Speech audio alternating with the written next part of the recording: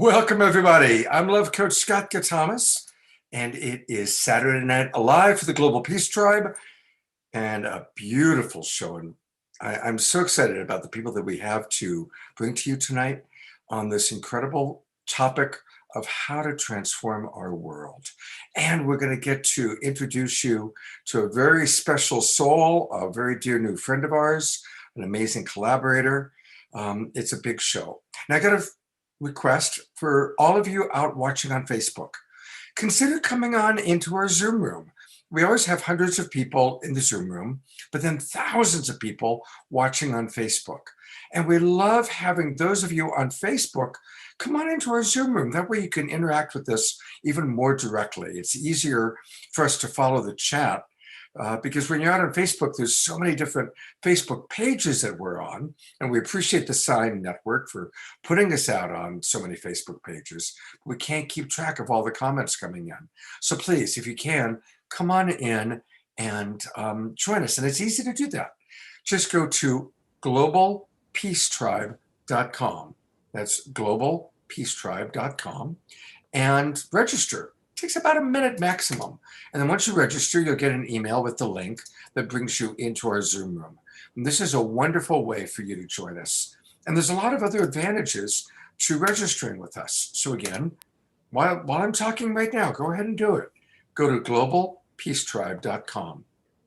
Now, what happens is we get your email address and we keep it only to ourselves. We don't give it to anybody else.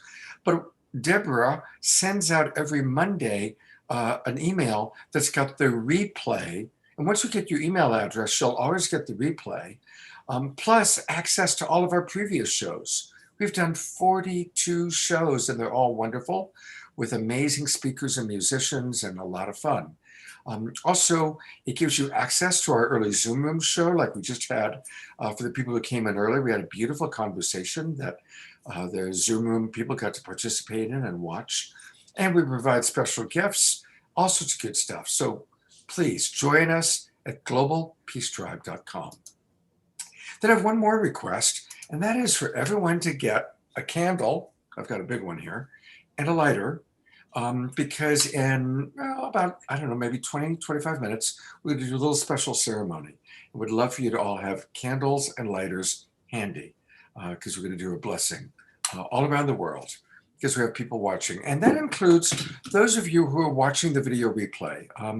We estimate that about 30 to 35% of the people who see our show are watching the replay. So even if you're watching the replay, still join Global Peace Tribe. Please get out the candle, and even in your own timing, join us. So welcome, everybody. And now I'm going to introduce you to my producing partner, the co-host of Saturday Night Alive, she who makes all things happen, Deborah Giusti.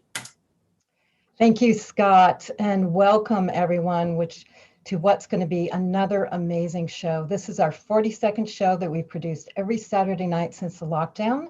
And this is the beginning month of our winter season where we have 13 new shows for you, and we're going to share more about that later.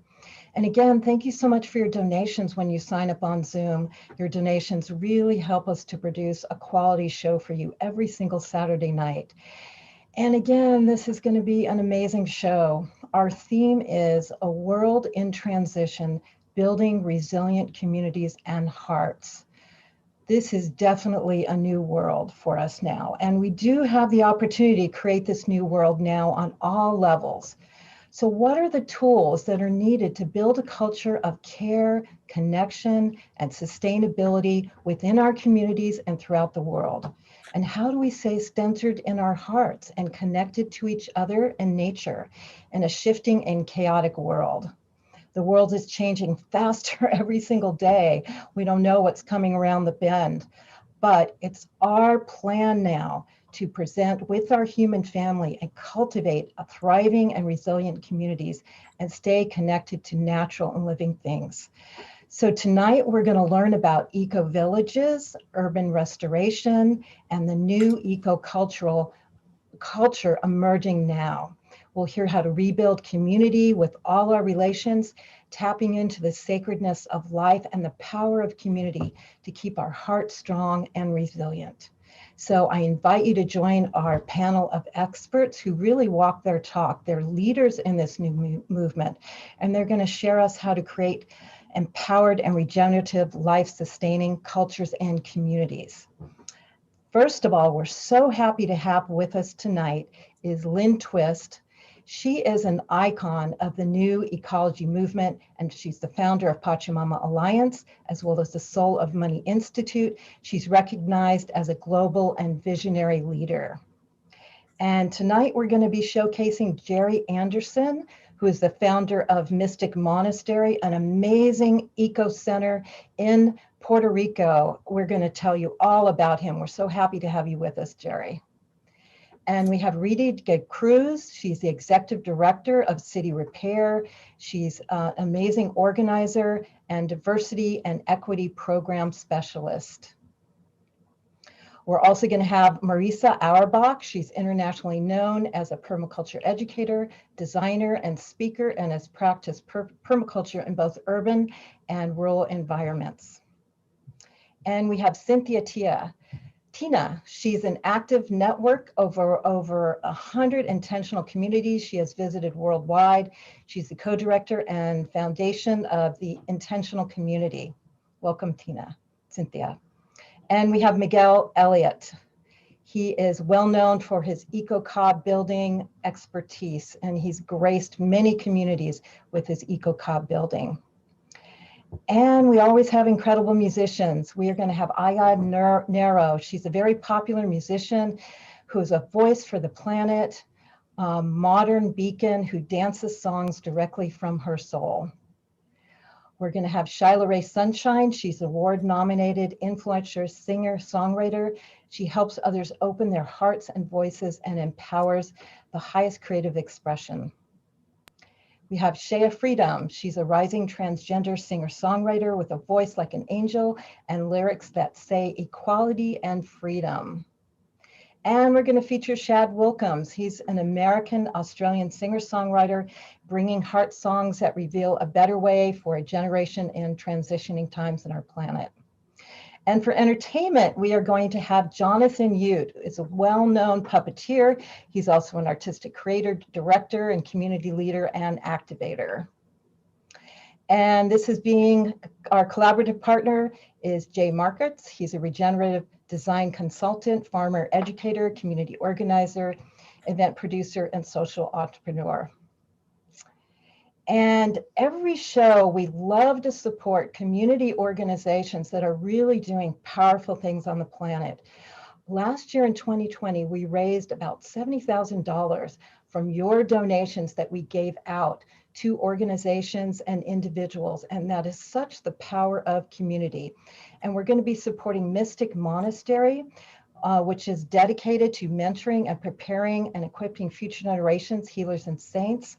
And they are also creating a new nation on 10,000 acres of pristine land in Puerto Rico that's dedicated to healing Earth and its people.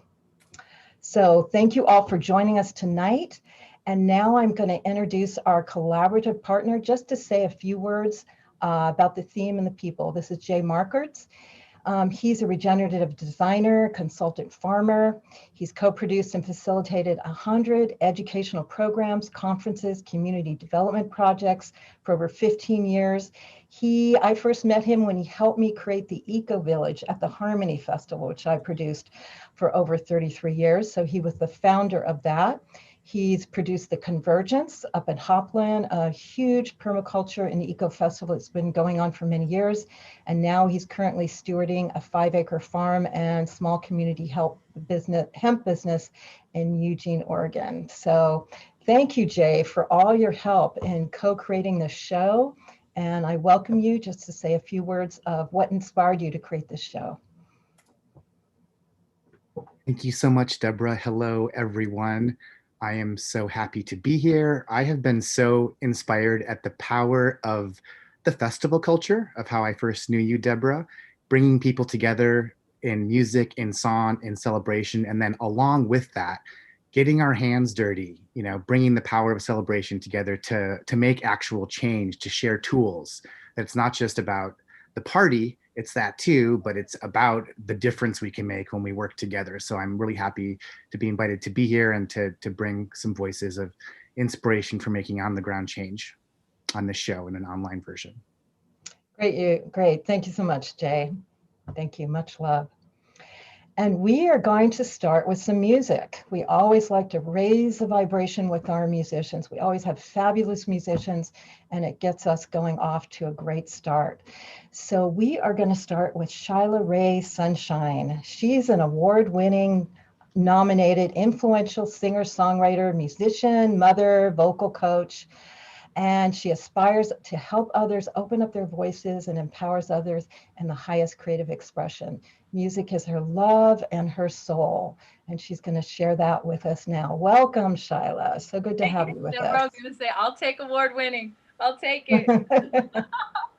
Right, award nominated. Yes. Thank you so much for the intro. Yes, singing is my life. Music is life. I love performing. I love writing. I love teaching others to sing. And I hopefully have written songs that just help open the voices. So that is my joy. That is my wish for tonight. I want to welcome everybody to sing with me. I'm going to start with a more recent song that people tend to love, and this is an a cappella with my deerskin rattle. I'm going to share, and the song is called Into the Wild, and there is a chorus on it, and I would welcome everyone to sing it with me. I can give you a little breakdown if you want. It's there's a part that says, hey ya hey, hey ya hey, hey ya hey ya, hey ya hey ho hey. So this part you'll really feel it, and I just hope everybody can sing along and join with me. And on that part there's just this hey ya hey ho hey. You'll feel it. So thank you so much for having me.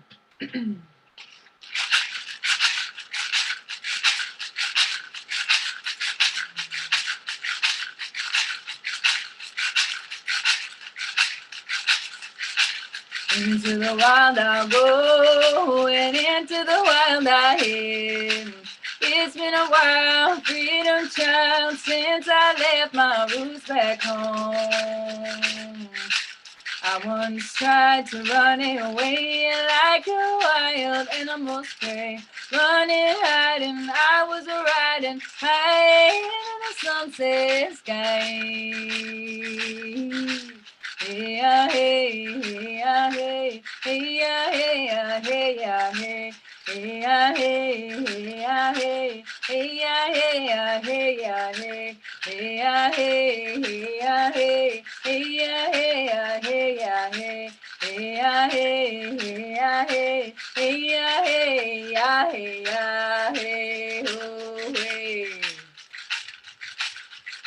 And all my life, all this time, I've been a warrior, and I know why. I've been given the torch of a light, on in the darkness of the night. Years we fought for this freedom, years I thought I had a wisdom. Now I see with new eyes, from this truth I cannot hide. Hey ya hey, hey ya hey, hey ya hey ya hey ya hey, hey ya hey, hey ya hey, hey ya hey ya hey ya hey, hey ya hey, hey ya hey, hey ya hey ya hey ya hey, hey ya hey, hey ya hey, hey ya hey ya hey ya hey ho hey. And I gotta believe I'm here to make a difference without fear, being seen or heard. Like the bird who flies at night, like the lion strong and fierce, like the whale singing. I'd like to be bringing peace to you, to me, to you, to me. And into the wild I'll go, and into the wild I am. It's been a while, freedom child, since I left my roots back home. Into the wild I'll go, and into the wild I am. It's been a while, freedom child,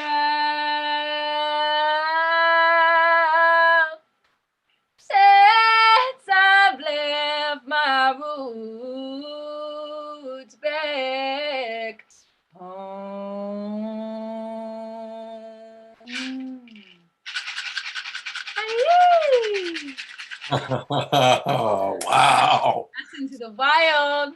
Uh, Thank you so much. What a fantastic way to start our show. Thank you so much. What a pleasure to meet you. We're blessed. Shyla Rae is going to stick around and do another song for us. Yeah. And definitely want to encourage everybody to check out her website. She's got a lot going on this website. She's got music. She's got all sorts of cool stuff. And it's Shyla Rae Sunshine. Now, I'm going to spell that for you. Sylah. That's how she spells her first name. Sylah, Ray, R-A-Y, sunshine.com. And look at all those cool images and look at those tats and the henna. Wow. Oh, Shyla Rae, thank you so much. Thank you. I hope that was entertaining. I hope everyone was singing. I saw a couple of you moving. Yeah, we got panelists. Come on, you guys. I saw it. I saw y'all moving. I want to see them moving even more next time. All right. Thank you so much. I got another one coming up, and I'm very excited. I'm going to sing a oldie but a goodie. Great. Thank you so much for being with us. Looking forward to it. Thank you. All right. And now to introduce our first actual speaker, I'm going to turn it back over to Jay Ma. Thank you, Scott. Thank you, Shayla. It's my pleasure to introduce our first speaker of the evening, Cynthia Tina. Hi, Cynthia. Thanks for being with us. And this show being about building resilient communities, I don't know if people are aware or not that there is a big international movement called the Intentional Communities Movement, and literally hundreds of ecovillages, communities, that people that have bought land together that are actively doing this. And Cynthia is just the person to share with us about that. She is the co-director of the Federation of Intentional Communities, also formerly a board member of the Global Ecovillage Network, and has literally visited hundreds of these communities, as well as currently is living on one in Vermont and building her own house there. So Cynthia, thank you so much for being with us, and look forward to hearing what you have to share. Wonderful. Thank you, Jayma. And hello, everyone. I'm gonna get my screen shared here and jump into a presentation. So I am calling in from Vermont, traditional Abenaki land. And I'm so excited to share with you about intentional communities, why they matter, how you can find them, and a very quick global tour, because I only have about 7 minutes or so.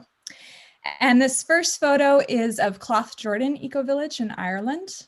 Pretty much all of the communities that I'm going to be sharing with you tonight are ones that I have visited personally, and many of the photos are mine as well.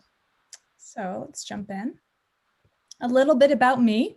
First off, I did not grow up in an intentional community, but I've been very fortunate and privileged to have gotten to visit many of them around the world. And really what drives me is this strong curiosity to find people and places that are doing life differently, creating more resiliency, more connection.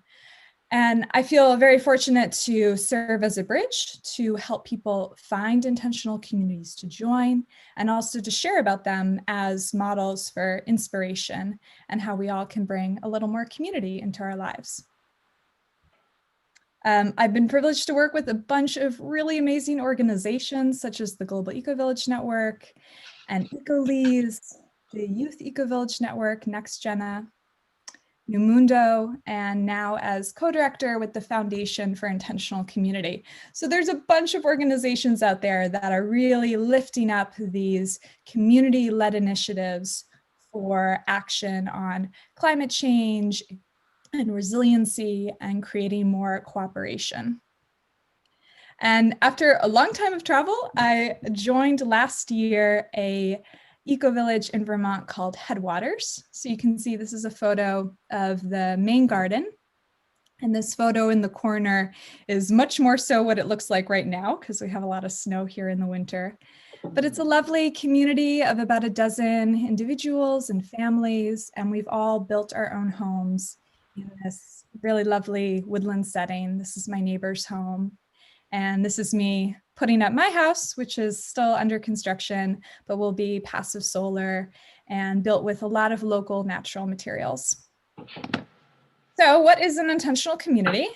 We define an intentional community as a group of people who live together or share common facilities, we'll be who back. I don't regularly need to leave. associate with each other on the basis of explicit common values. So I'm talking about residential land-based intentional communities primarily. And there's a huge variety of them: co-housing, eco-village, shared housing, tiny house villages, senior communities, communes, just a real diversity. And it's up to each community to define itself, how it wants to be called, what it wants its purpose to be. Why intentional community? Of course, more connection, sharing resources. We don't all need to own our own lawnmower or washing machine. There's so much we can share when we live in community. And that allows us to live more lightly, to be more resilient, have the support of our neighbors, be able to co-create, design our own systems of government and decision-making, and also experiment. I really believe that intentional communities are microcosms for all the big problems we have going on in the world. But the difference is that in community, we get to look at them more closely and together stick with it and find a way forward together.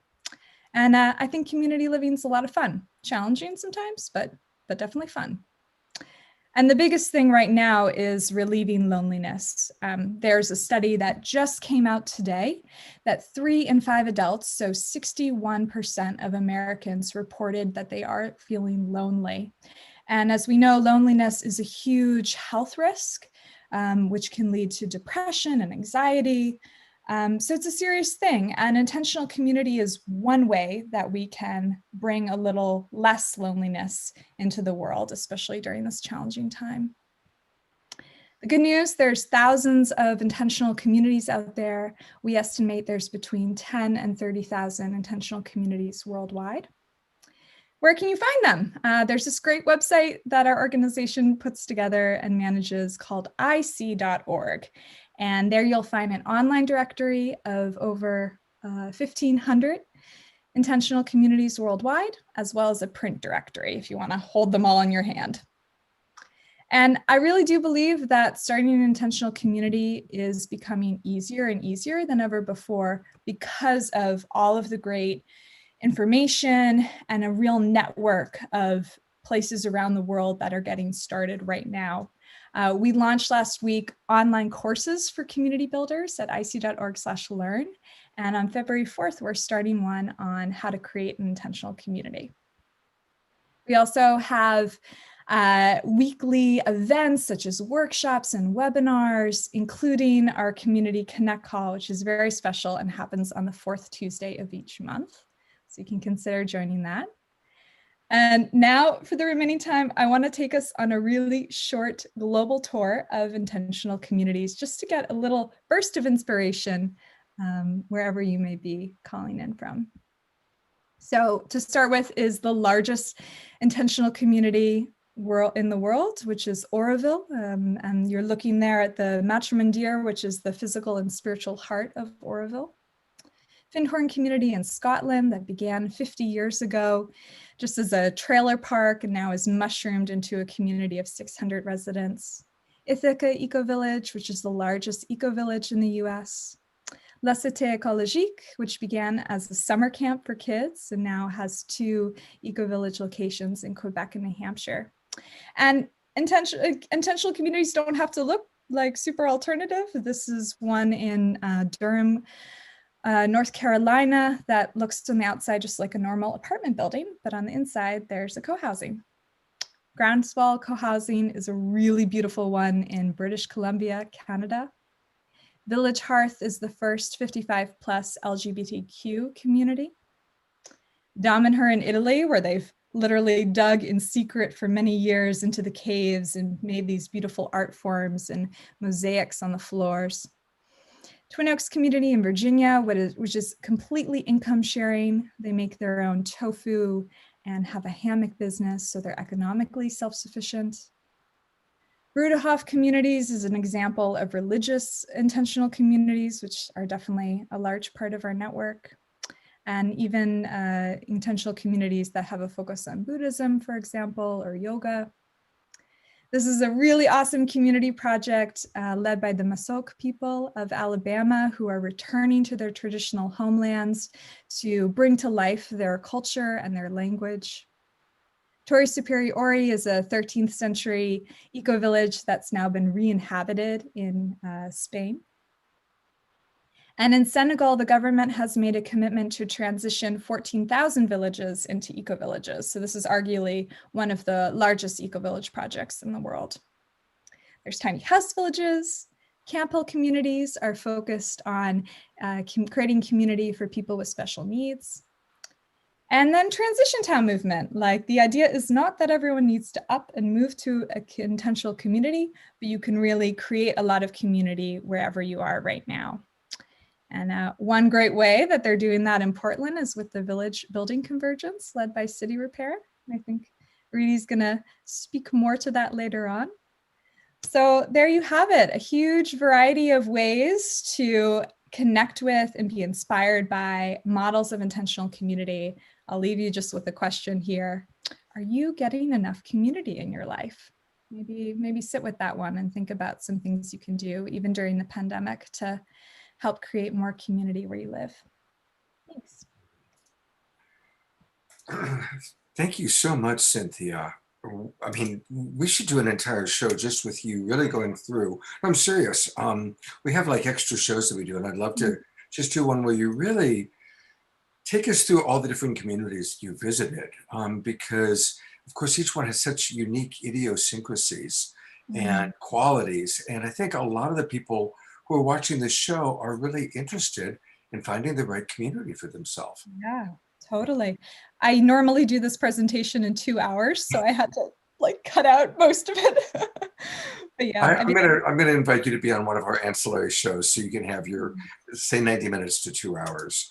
And certainly for anybody who wants right away more information, this is Cynthia's website, cynthiatina.com, CYNTHIA, Cynthia Tina, TINA. And she provides coaching for those of you who are looking for community, those of you who also are creating community projects. She's your gal. She's got a lot of knowledge, and I think we all saw in her 8 minutes, she's a lot of fun as well. So definitely want to, support you. And thank you, Cynthia, for getting, again, our show off to just a great start with your presentation. Thank you for the opportunity. Yeah, all right. Hope to see you again soon. All right. So, she's asked a great question. Are you getting enough community? And gosh, we sure are hoping that through Saturday Night Alive, we're providing you with an experience at least once a week of community, a chance to see what's going on in the world, to be inspired by our speakers, our musicians. And you probably heard me say this before, but for those of you that are new, I really do believe that the Global Peace Tribe is millions and millions of people all around the world. And we do have in common this vision for a new paradigm that is ecologically sustainable, that's holistic, that's harmonious, that goes beyond right and wrong thinking, beyond the polarizations that we've seen in our world recently. And that's really where we are living in harmony with nature.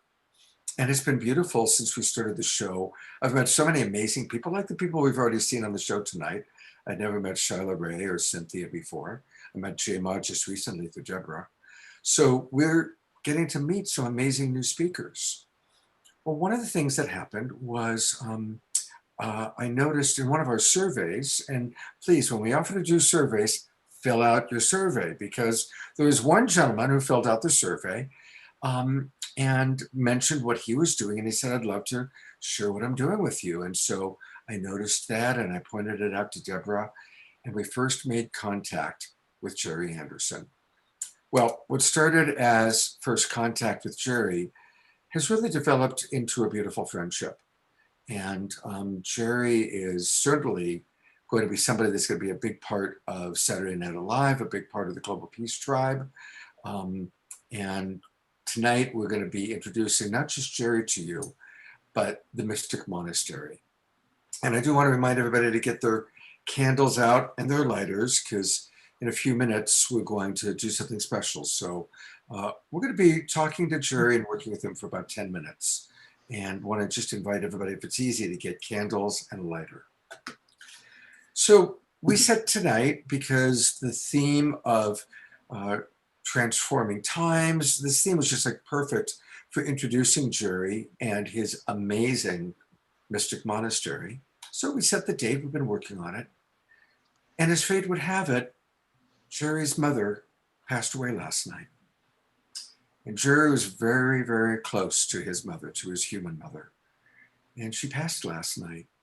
And so the timing is so remarkable that here he is making his kind of public coming out party about himself and Mystic Monastery, and wait until you hear all about it.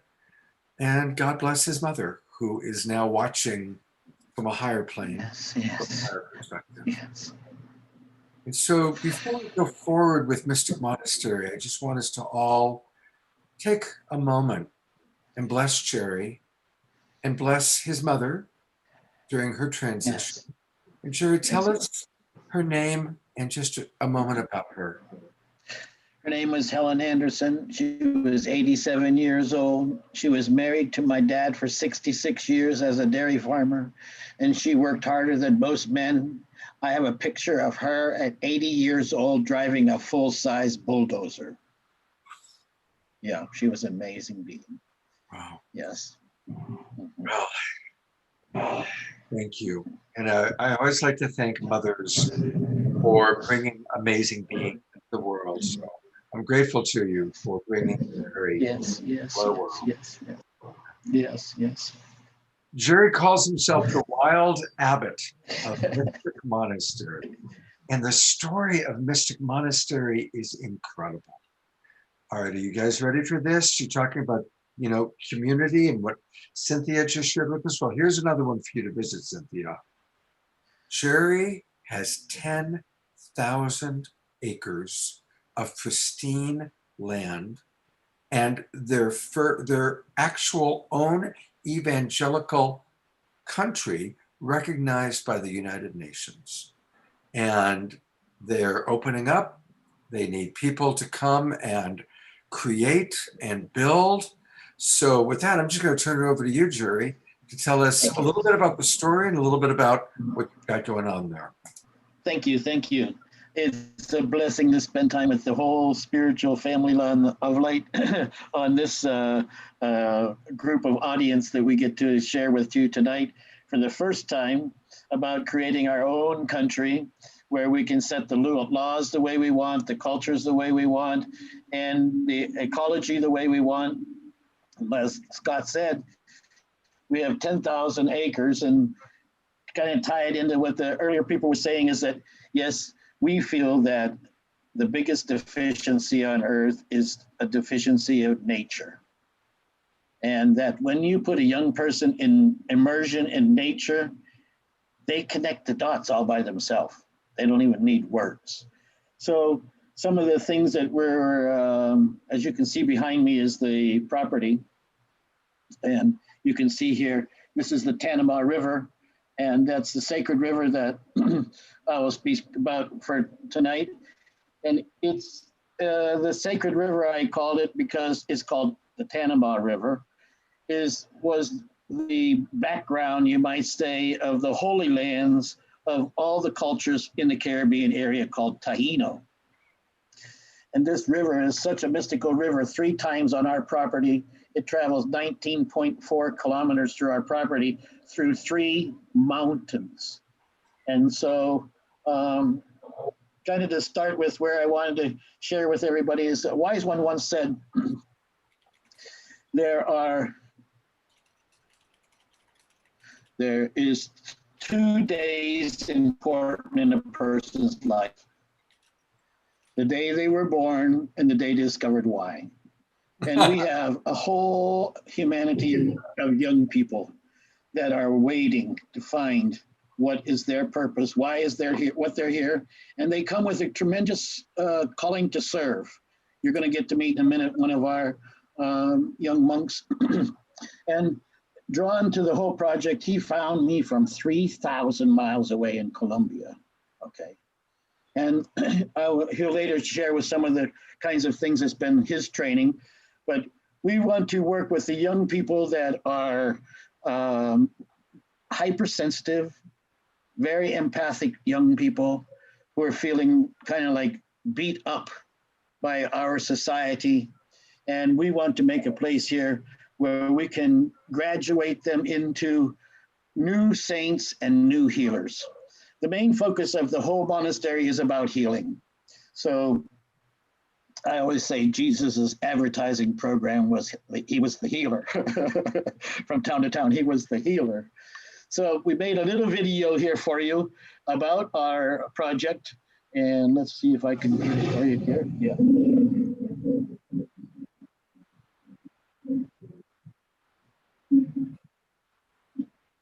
Yep, we see it.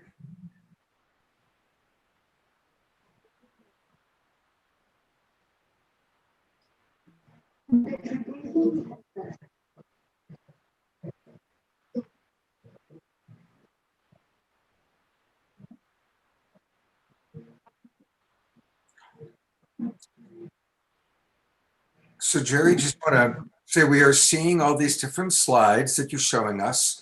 So you are intentionally flipping them through for us to see. And by the way, we haven't even mentioned where Mystic Monastery is. This is in San Juan, Puerto Rico. San Juan, Puerto Rico is where these 10,000 acres of incredible land are. And Jerry, now we're seeing the slide of, yeah, there you go. You're continuing to show us more. There we go. That's where we, Puerto Rico. Did you see that? Yes, we saw several slides, about 10 slides that you showed. Okay. So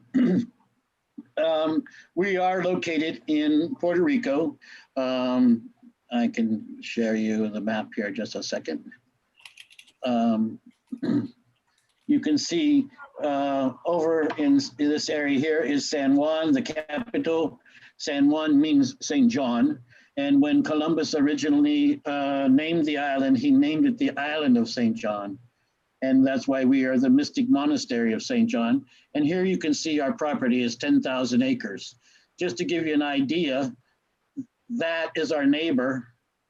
And it's that little tiny dot right there, okay?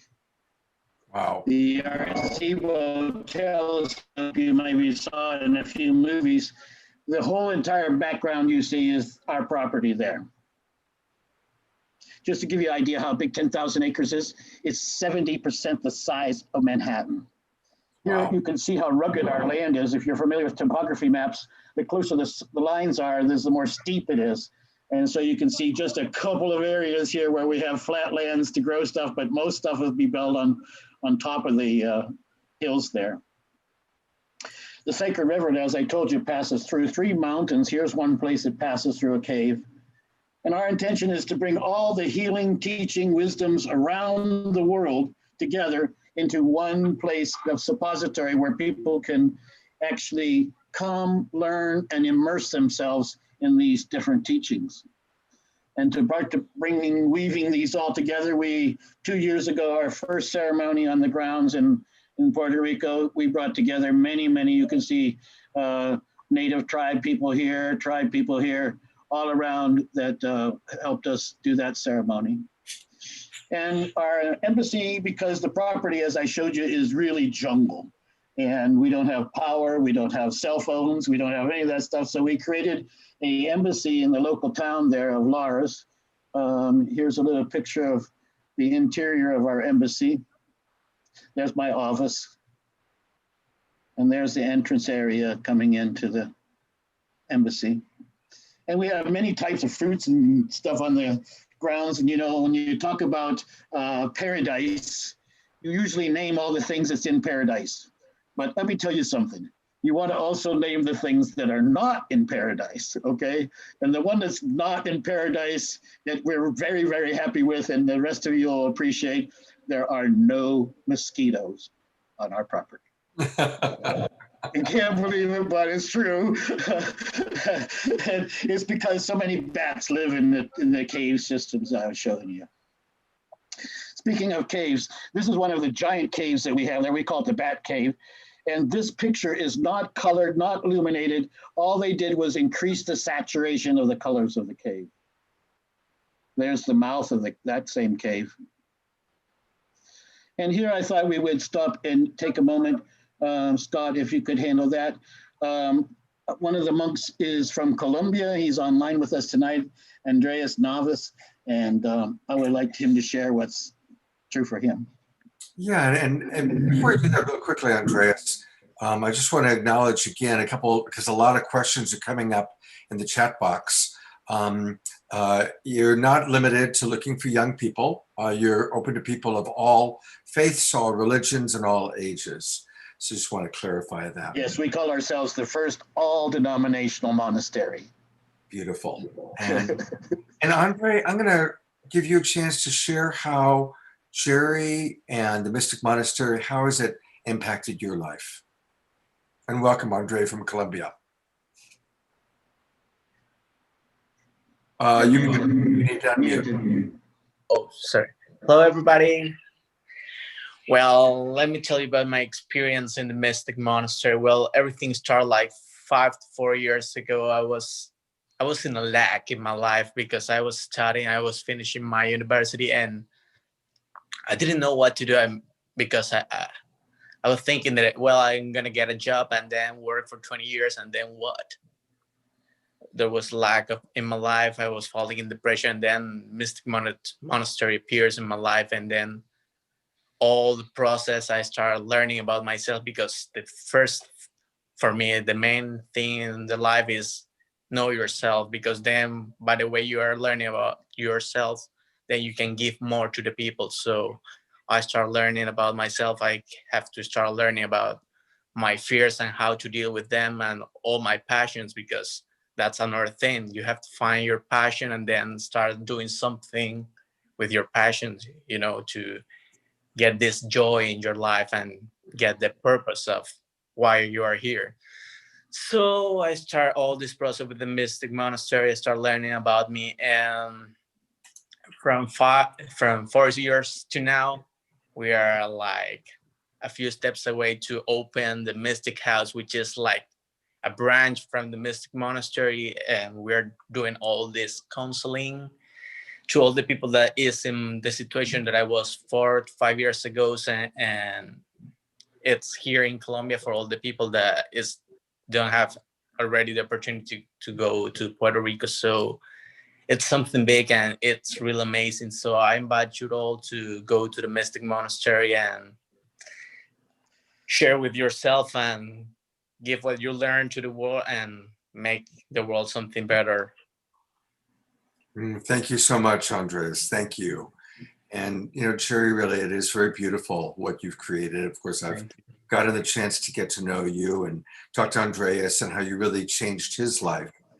And, Jerry has spent 45 years providing healing to our world in a wide variety of ways. And he did something right, because life provided him with these 10,000 acres for $94. And they'd been sitting pristine for 500 years. Nobody had claimed them. I don't quite know how it all worked, but the bottom line is, for 500 years, they sat there, and now they are in Jerry's hands. And Jerry needs help. He needs support. So describe to us, Jerry, what are some of the things that you need right away? If someone were to move there or to start working with you, what do you need right away? Well, we do have a prayer list here. We really need somebody to handle social media. That's one whole ballgame that's ready to go. And the email representative, webmaster graphics. We are actually, building different graphics for the cover of our passport that's being built right now. All those kind of things, accounting people, government people, and a new area that seems to be breaking into is the crypto banking area. And those people are looking for a sovereign country to build in, and we happen to be a sovereign country. So whatever skills you have, we're really looking for everybody to help in many different ways. We need persons that can volunteer in the permaculture, the medicine gardeners, construction, cooking, gardening, all the wonderful things. And one of the first things that kind of tie into our group tonight on plants and gardening is that we need to do what I call a food map, so that we can actually map everything that's growing on our property already. You know, we have everything from avocados to coffee to bananas, coconuts, all growing on our property. So we need to like map where all these things are before we start actually building roads and trails and those kind of things. So we really need help in all those areas. Really what is going to control the speed of how we develop this monastery is contributions. We have carried the ball all this far with no contributions till today. And so we have right now, we have 4 monks in Puerto Rico at the monastery in our area there. And we're looking for sponsors for them. We like to sponsor them for $250 a week or $1,000 a month. Maybe you would like to have him sponsor a bench. We're going to engrave them that we've been waiting for you in the benches. Or if you want a little small park with your bench, it'll be $1,000. We also are wanting to put up a giant flagpole with a handmade flag. But the big one we want and need is this tractor. It's a 40 horsepower electric tractor. And I love the name of the company that builds it. It's called Multi One. Isn't that perfect? So we are open to monks to put their application in. All you have to do is write to the abbot at Mystic Monastery, sjb.com. SJB is St. John the Baptist. So we're leaving our legacy for future generations of ourselves. We often talk about the future generation, but that future generation might.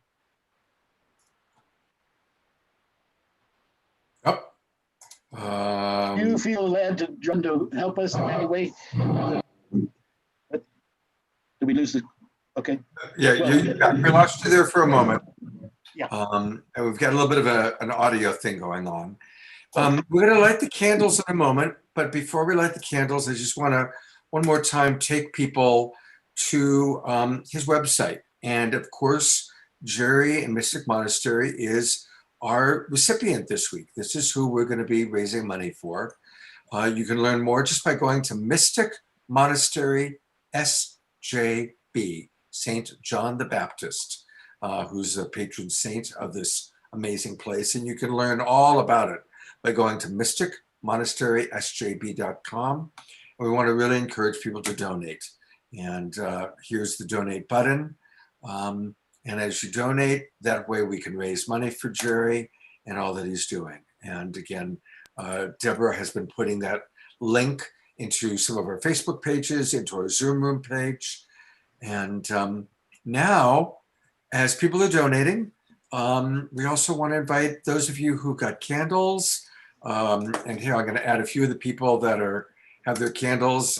There's Jan, our associate producer. There's Deborah. There's Lynn Twist is with us. She's got her candle ready. There's Jay Ma and myself. Thank you, everybody. We're lighting lights all around the world tonight for a brand new monastery that it will be able to work with the teacher plants. I hadn't a chance to say that, but we will be working with all the sacred teacher plants. So for those who have a candle, please join us as we light little light points of light around our planet tonight from this show. The first time we actually make the show, or even we talk about the show to the public. Beautiful. I mean, the monastery. Yeah. And definitely honoring your mother and her passage, Jerry. Absolutely. Lighting that candle for her as well. Yes, So, yes. Blessings to my mom. And so let's just take a moment and take a few breaths together. Maximum grace for Jerry, the spirit of his mother who passed last night, and this incredible endeavor. Blessings on the Mystic Monastery. May it attract all the grace and all the support, all the right people at all the right time. Oh, Oh, Mhm. Ashe. Thank you. Thank you, world of Saturday Night Alive. You're all very appreciated. Thank you, Jerry. And Jerry's going to be, coming on. He's definitely a big part of our new family. And so we're definitely going to be seeing Jerry a lot as time goes by. So thank you very much. And thank you, everybody, for your donations and for lighting the candles. Really appreciate it. So Jema and I had the opportunity to meet with Ayla Nerio this week. And she wasn't able to join us live because she wasn't sure if her internet would be strong enough. So she went to a special place where we could record her. And I'm going to bring Jema back on just to tell us briefly about this video, and then we'll play a video recording with her. If you've not heard Ayla Nerio's music, you should check it out. She is a beautiful, amazing soul, and somebody also who is really grounded in everything we're talking about tonight. It's almost like she's an enchantress that came out of and is singing for the forest and people. So we're grateful to have her presence in support of this show, and please enjoy her music. Hello, everyone. It's my pleasure to introduce Ayla Nerio. Hi, Ayla. Hi. Thank you so much for being with us. Many of you are probably familiar with Ayla's music. She is truly an otherworldly artist, I would say, as well as a voice for the planet and its creatures and the human journey through that. Weaving together such beautiful poetry with vocal looping and beats and electronic soundscapes.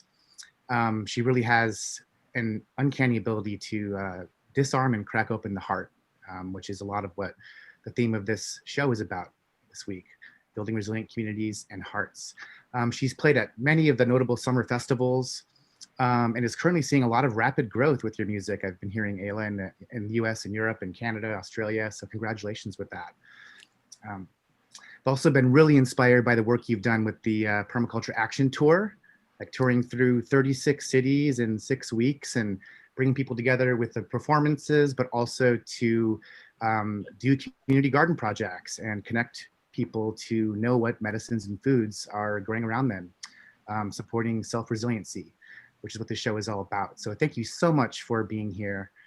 I think it's really appropriate to have you and what you stand for with your music, with the theme we have here. So welcome. Thank you so much. What a beautiful intro. Thank you. So is there anything that you want to say about your music as it relates to this theme of building resilient communities and hearts and some of the work you've done on that regards with your tours? Yeah, well, I guess I'll speak to this moment, which is a not touring moment. I mean, of course, the Permaculture Action Tour and then my own evolution of that I did for a few tours of the Herbalism Action Days, connecting communities in towns that I was going to, having days where we got to really understand what's growing around, what's local, and who are the local herbalists, really connecting with the local medicine keepers and gardeners and farmers. And I'm really excited to do more of that when touring happens again. And this year has been, as we all know, very unique for everyone, and especially for anyone in the performing arts. And so I've actually gotten to be doing it. It's more than I ever have been able to, because touring, we would always have a garden on our land, but it was like coming and going and coming and going. And so this year I've been with every single cycle of the land and planting, and we've almost tripled our garden size. We got chickens. We're about to get goats, which I never thought would happen this soon. And we're really deepening into the homestead thing. And we also live with a community on our land. So there's about 8 people total that we are part of, that we live with, and have built up, we're trying to build the vision in our own way, trying to live into village living, really, and just even in a very small way with some people, just trying to build food sovereignty, and then more than that, trying to connect with the local farmers around us so that there's a network of people being able to go to each other's farms and help each other, and also know what each other's growing and what we're all holding, so that we can, and the skills we all hold, so that we can really be a resilient community, not knowing what's ahead. So I've been passionate about this for a very long time, as have you, I know, and so it's really been amazing to have a year of living it fully, and I'm excited to see where that leads in terms of supporting more people to do the same. But I would say this year it's been really just like practice, living it. It's changed me for sure. I feel this is my first like peeking out of the cocoon I've been in for the year. So yeah, it's a joy to be here and share music in this time. Yeah. Beautiful. Thank you so much. I'm so happy for you that you've had that time and made it that especially. So I understand you're going to share a song with us, and Yeah.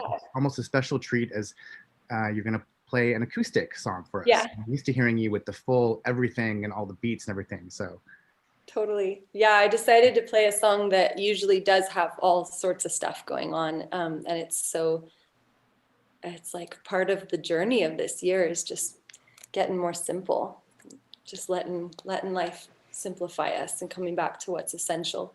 So this song is it's called Turning Wake, and it's a song for the turning that we're going through, the changes that we're experiencing, and then the double meaning of turning ourselves towards awakeness, to remember why we're here, what we're doing, and really awakening all of our senses, all of our awareness, to not accidentally be asleep to the moment, but to really be present with what the potential is and what we can create with our hands and our communities together. So sending this out to all the farmers and gardeners.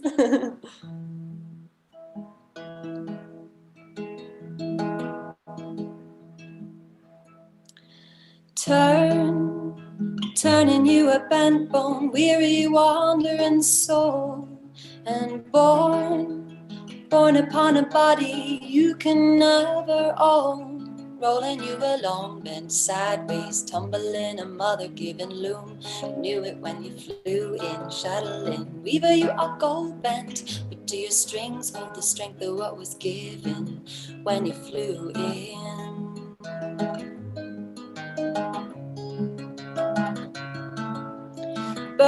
You're burning your own home. Some days so good you live a little lighter. Give it a little water, give it a little eye to eye. See from what you made, got a little shadow to be made. Wickedness the way you grow this, know this. Got a little matter to be paid, man, giving it away. It's a trip we're being shown, told us all we've ever known. What are the truth you're gonna hide, baby? Finding that you're choosing every moment, looking through the frame they're giving you. What are they giving you? What are you gonna do? Look through. So there's a turn from the fear, a land for the free, a song for the beat down, keeping up steam. And you will hear my voice here singing. There's a lead from the greed, a gift for the kind. I'll be dancing with the ones who remind me. We are born of dust and silence. We are made of ancient song. And there are ones who'll keep us sleeping, and there are ones who'll bring the dawn. Put your back to the birch and your mind to the matter of a listening kind of way. We are born of dust and silence. We are made of ancient song.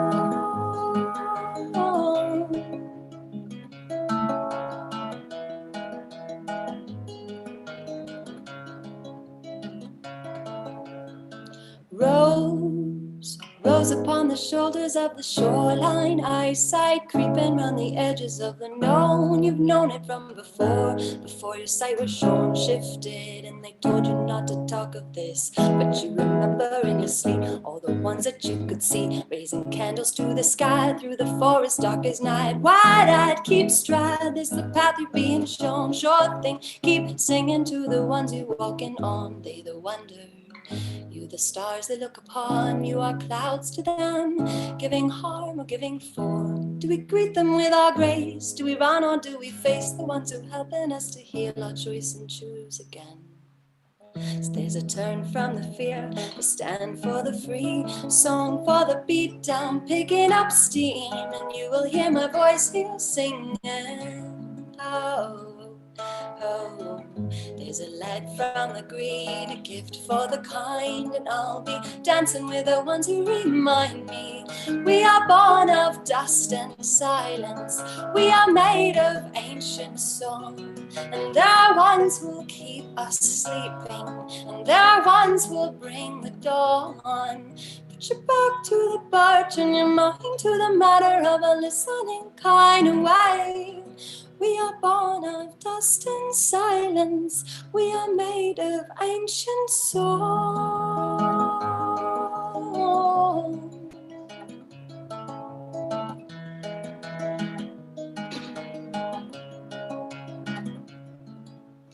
Bade farewell, all you've been told. Waves are rising us to shore. It's not what you say, what you think, it's the walk and the way that you do. So you give what you give, what you give, what you give, what you can, what you give what you give, what you are, what you give, what you give, what you can, what you give what you are, what you can, and you will hear my voice here singing. Can what you give, and I'll be dancing with the ones who remind me what you can, what you are, give what you want. I'll be dancing with the ones who remind me we are born of dust and silence. We are made of ancient song, and there are ones who'll keep us sleeping, and there are ones who'll bring the dawn. Put your back to the birch and your mind to the matter of a listening kind of way. We are born of dust and silence. We are made of ancient song.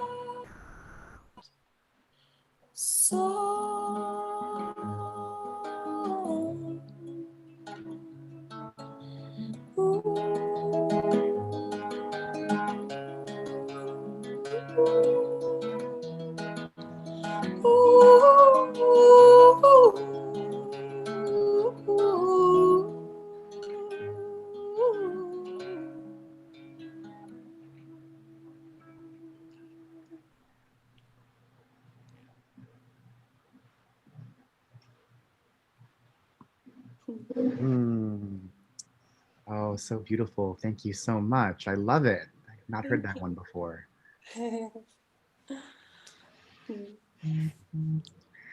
Well, thank you. So I want to give you the opportunity to share. I understand that you are launching an online training about making music and diving into the depths of your soul to do so. And I'd love for you to share more about that, Sure. where people can find out. So what is it you're up to with that?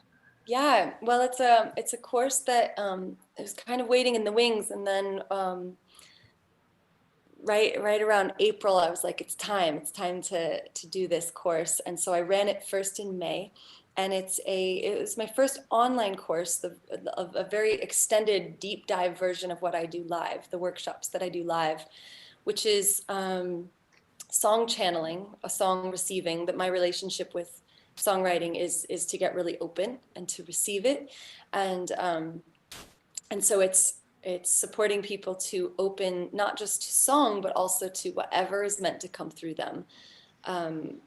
I have a belief that we are all receivers of so much. You know, our systems are made that way, and that we're all creators, and whatever it is someone's meant to create, I just want to support them to be more open to be able to receive it and hear it, and then also to be able to trust themselves enough to then create it, because that's the other part of this work is a lot of like voice opening and really leaning into fears, because there's a lot of fear that has been programmed into our cellular memory through long ages that holds us back and says that it's not safe to be a force or be bright or have a voice or create that which might that is our own edge, just to lean into our edges that way. So it's all that and more. It's a 5-week long course, and I'm rerunning it.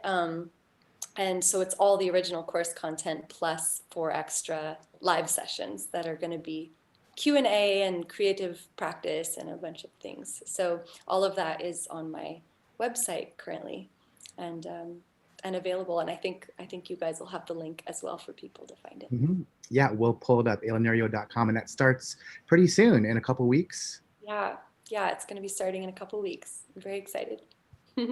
Wonderful. Well, Ayla, thank you so much for being here and sharing your music with us, and for the purpose of it too, and the intention around dedicating it to farmers and resiliency. And wish you the best of luck as well on your farm endeavors with the goats and chickens and plants. Thank you so much. Yeah, it's a joy. It's like this is what we live for, right? It's just to be with the earth. So it's beautiful. And thank you so much for inviting me and for the beautiful intention of this Saturday night live. Thank you.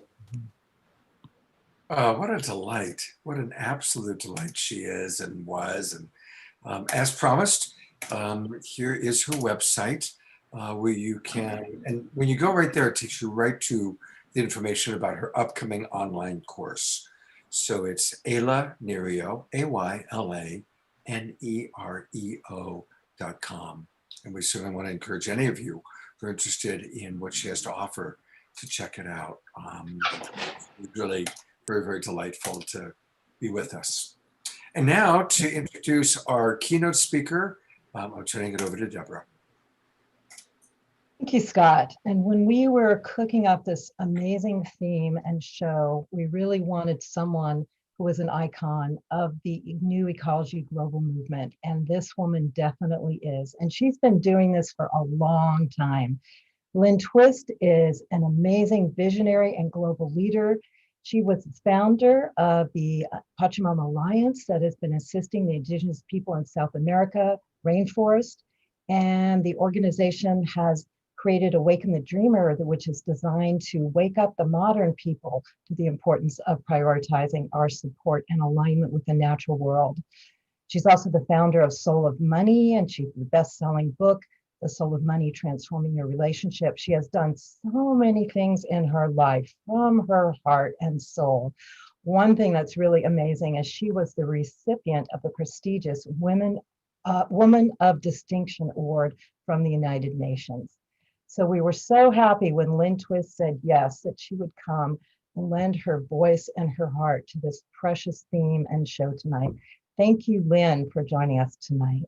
Thank you, Deborah, and thank you, Scott, and thank you, Jay Ma, and thank you, Cynthia, for that wonderful presentation on intentional communities. That was very impressive. I loved seeing all the places in the world where people are living so intentionally.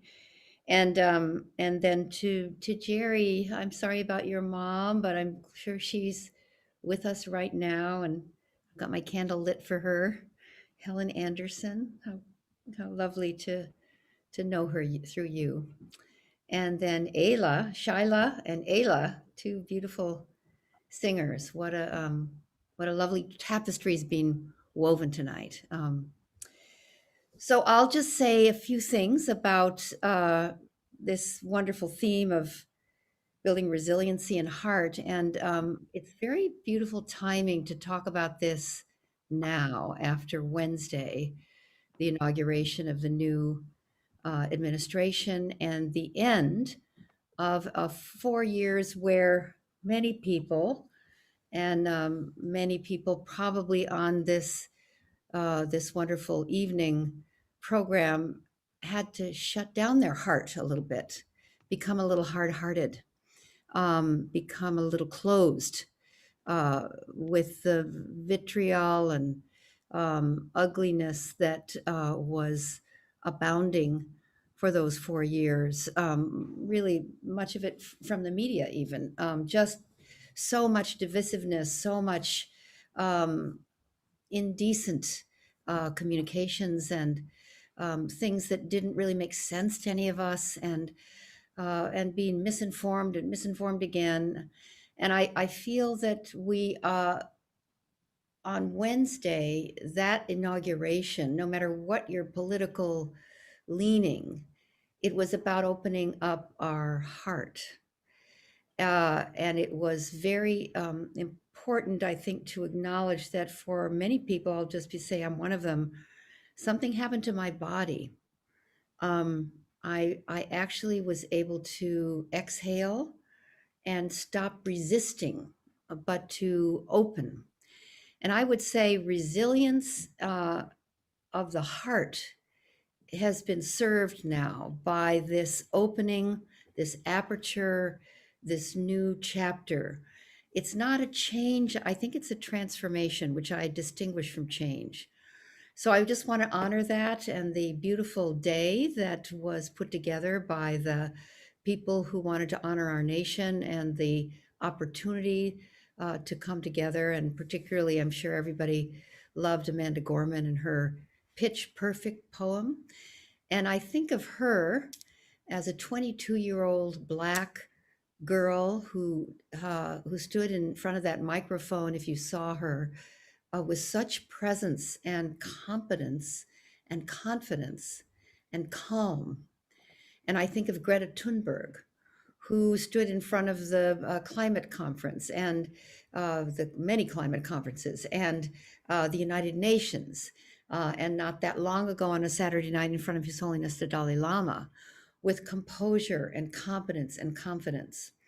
And it makes me realize that the young people that are in that generation, people a lot younger than me, and some of you, like that beautiful singer, Ayla, and are living into such a challenging future, but it's all you know.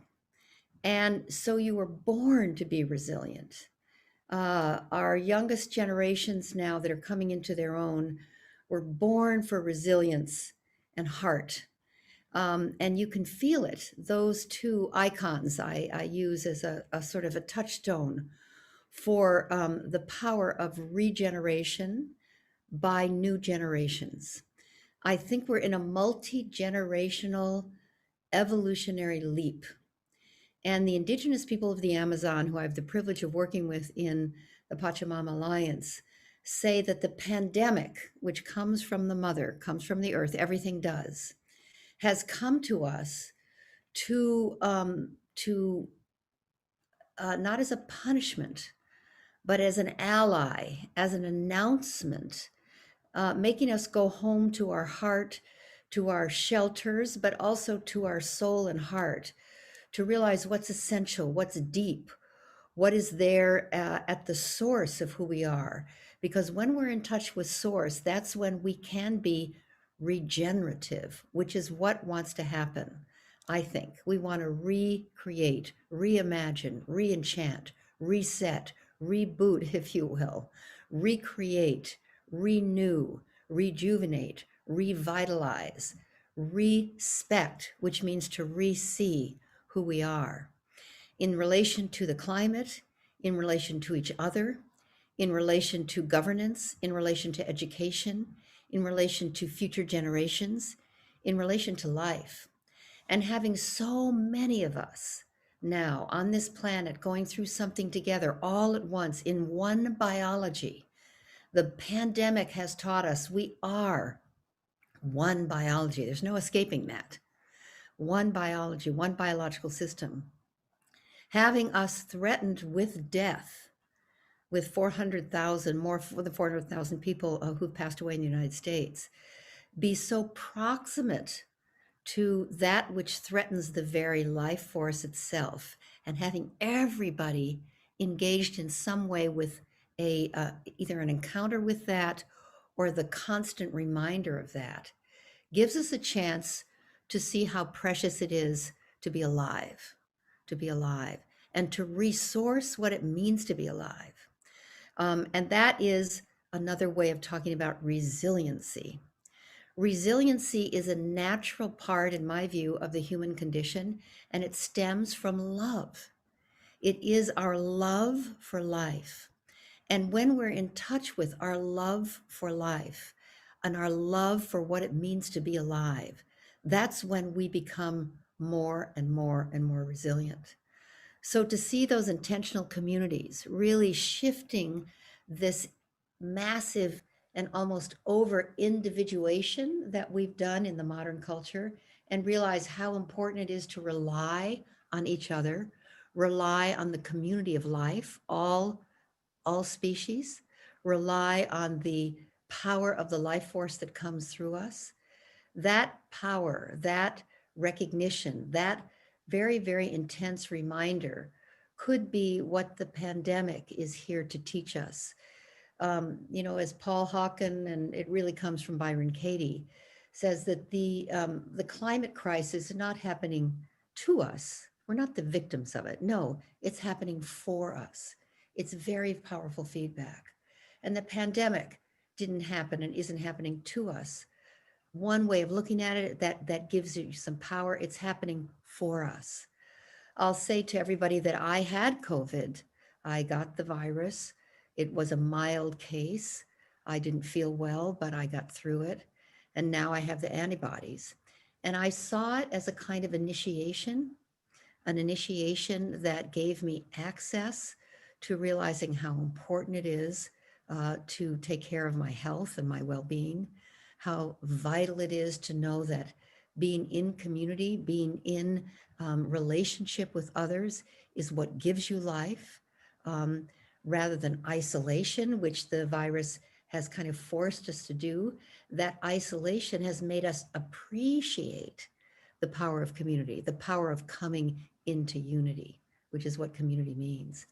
So I feel like we're having a huge teaching, and that this time of rebuilding our own resiliency, reset, reimagine, recreate, get reborn, is kind of a birth canal. It's as if the pandemic is morning sickness and we're pregnant with a new way of being, that we're entering a pregnancy, all of us, men and women, of a pregnancy for a new way of being human, being born. I think there'll be a pregnancy. I think there'll actually be what I'll call a long labor that will be a co-labor, a collaboration. And with the suffering and so many people who've lost their lives, and how unfair this virus has been, and how many people are suffering way more than others, and how the virus doesn't care how you pray, or how old you are, or how young you are, or what your skin color is, or where you live. It's revealed, it has flushed up the massive, massive inequality. It has shown us what there is to transform. It has revealed, it has brought into full view that which needs to be absolutely and totally addressed. And for that, I'm grateful. Although it's frightening to see it and depressing to see it, at the same time, the revealing of it, the unconcealing of it, is a beautiful part of what's going on. Because you can't transform that which you're denying. You can't transform that which you keep under the radar, pretend doesn't exist. And it's so obvious now how unequal our world is. We all knew that, but now it's so obvious. So I'll just say that I really appreciate that this is Saturday Night Alive, that we're facing what it means to be alive, and resilience, possibility, and deepening and expanding the power of the heart as well as the mind is I think the job. As I think I said the last time I was on this wonderful gathering that you host, Deborah and Scott, it's time to hospice the death of the old structures and systems that no longer serve us, while we midwife the birth of those that can, those that will, and those that do. So as a hospice worker and a midwife, I thank you all for being part of this program. Thank you for using Saturday nights to give birth to a new kind of humanity.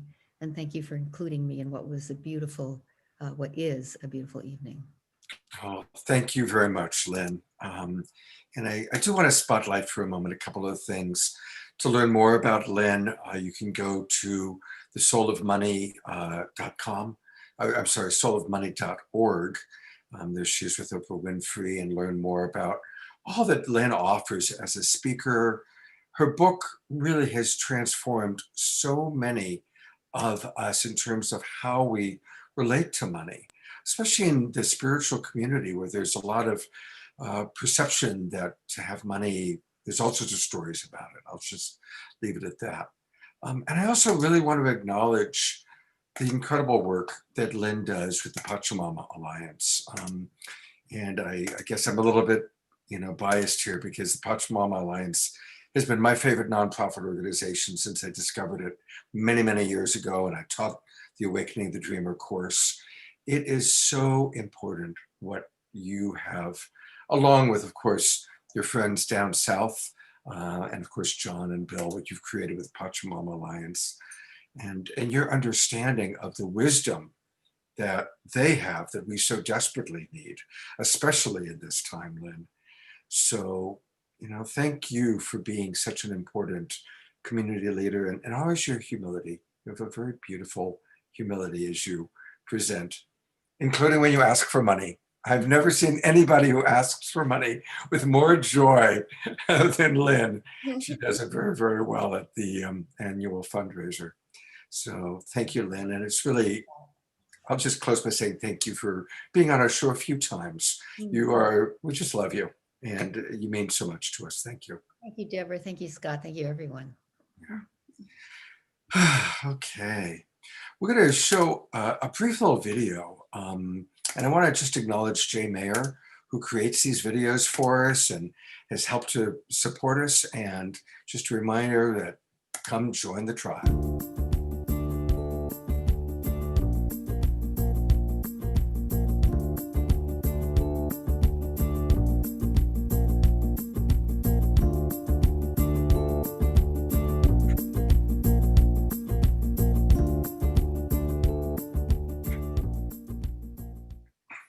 Great. Well, it's time for some more music. And this is one of the things that I love about our show is that, whoops, I had the spotlight on Deborah. We've had a beautiful, beautiful musician who's with us right now. He's going to bless us with 2 songs. I just met him for the first time today, and I'm really delighted that we have Shea Freedom with us. So welcome to Saturday Night Alive, and thank you for blessing us with your presence tonight. Thank you for having me. I'm super honored to be here with y'all. Super grateful to be here with y'all.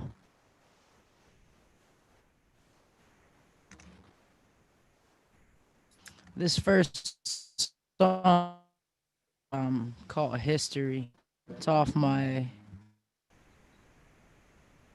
called Stand Together Now. And as we talk about these times of transition and we talk about work that our ancestors have done, I just want to give thanks for mine, that I didn't have the privilege of knowing too much as I grew up in foster care, 28 placements between 7 and 17, and then like many music, and where I found people like Chloe and Leah of Rising Appalachia and, ancestors like Trevor Hall to show me how, healing our pain through music and sharing that with community and asking to be called in can, really change things for a person's life. So I just wanted to start out with that bit of gratitude and then this song of gratitude called History.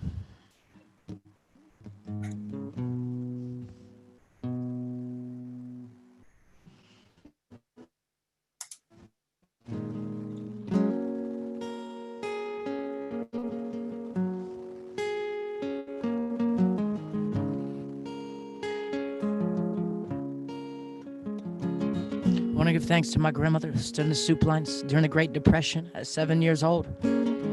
A black woman in Texas. She watched our world change. She lived as black president.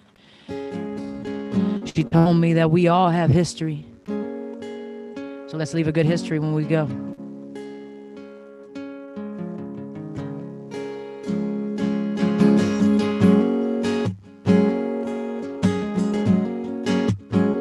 Let's leave a good history when we go.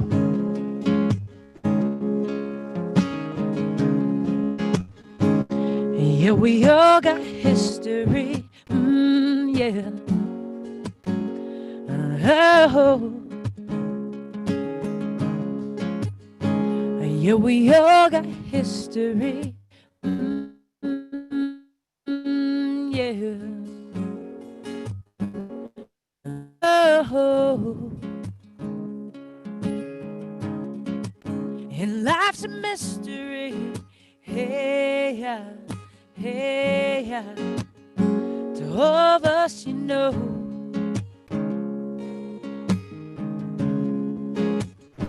Yeah, we all got history. Yeah. Oh. So I'm singing, use me in a good way. Giving thanks for every day. Giving thanks for every day.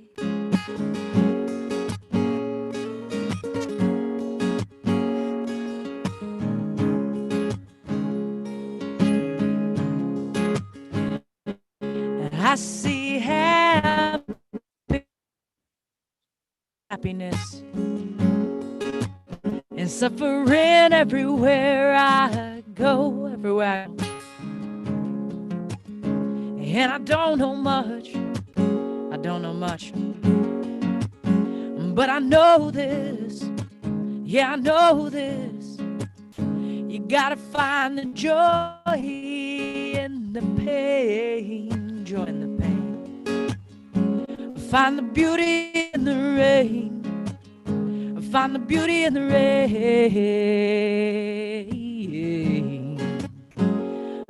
Na na na. Find the beauty in the rain.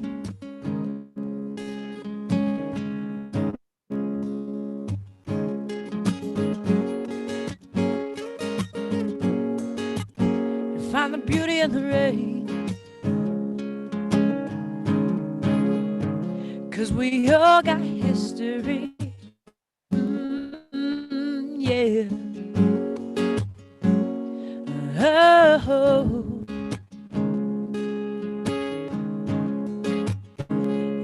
Life's a mystery. Hey, yeah, hey, to all of us, you know. So I'm singing, use me in a good way. Give me a sin and again, yeah. Use me in a good way.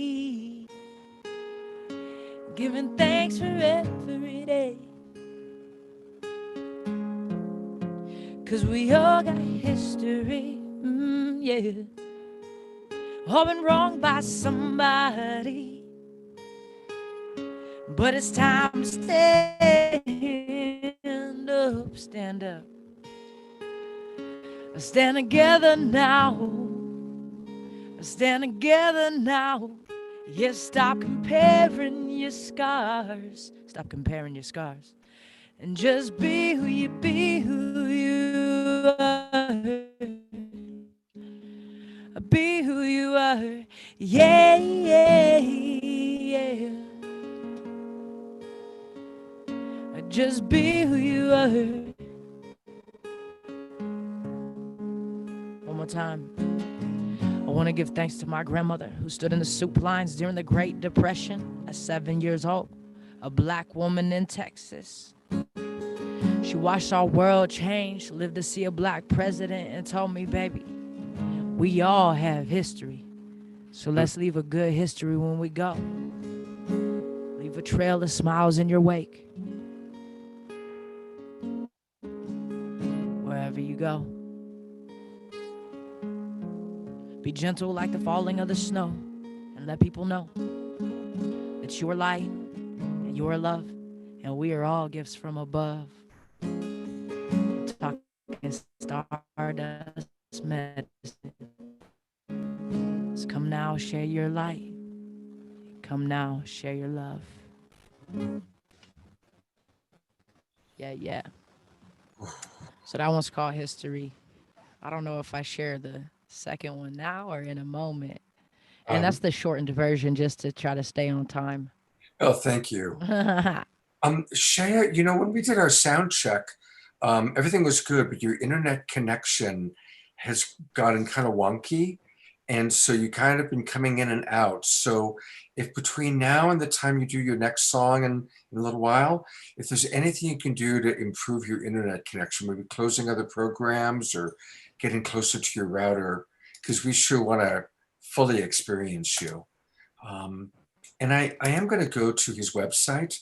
I am so touched, not only by the beauty of your words and your songs, Shea, what you said about your grandmother and where you're coming from. And I am so grateful to have someone transgender, someone as sensitive as you sharing so beautifully. So there's a lot going on at his website. And he is truly an artist and a visionary and an advocate. I'm loving these photographs of him.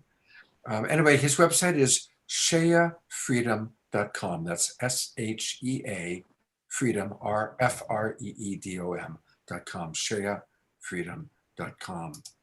And he'll be back in a little while with another song and hopefully a little better internet connection.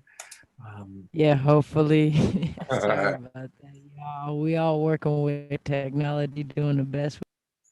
Absolutely. Look, we're all coming from our homes. Who knows? Some of us might be wearing pajama bottoms, I mean, it's, I make the face because some of us might not even have pants on. Oh, well, you just had to take it a step further, didn't you, bro? I'm good for that. I appreciate that a lot, very much so. Thank you. I noticed some of what was happening in the chat room because of Lynn mentioning her response, her personal response to what took place on Wednesday.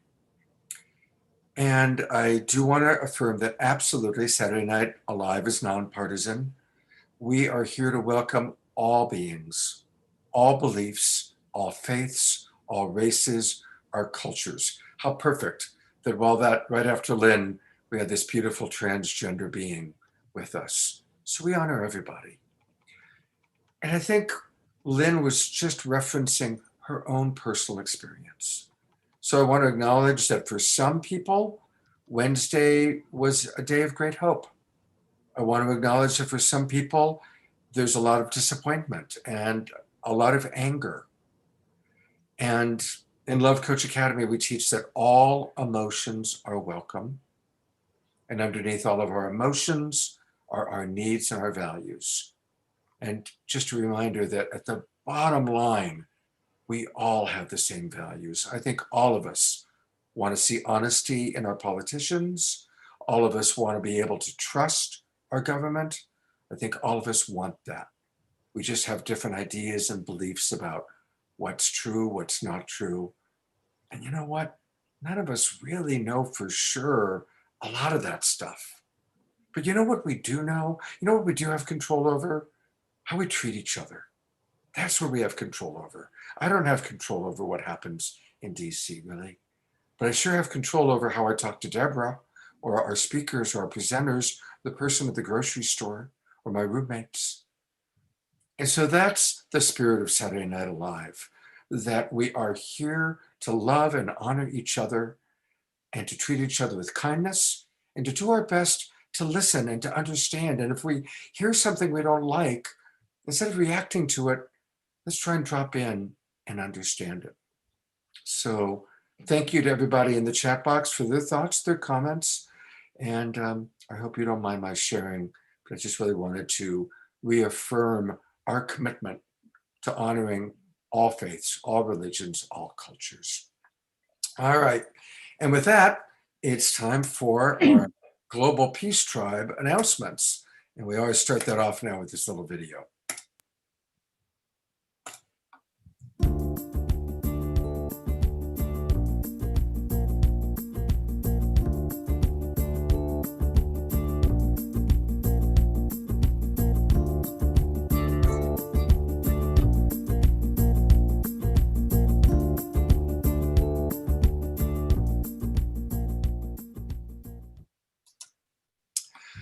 All right. Well, first of all, welcome again to all of our friends watching on all of our different broadcast partners.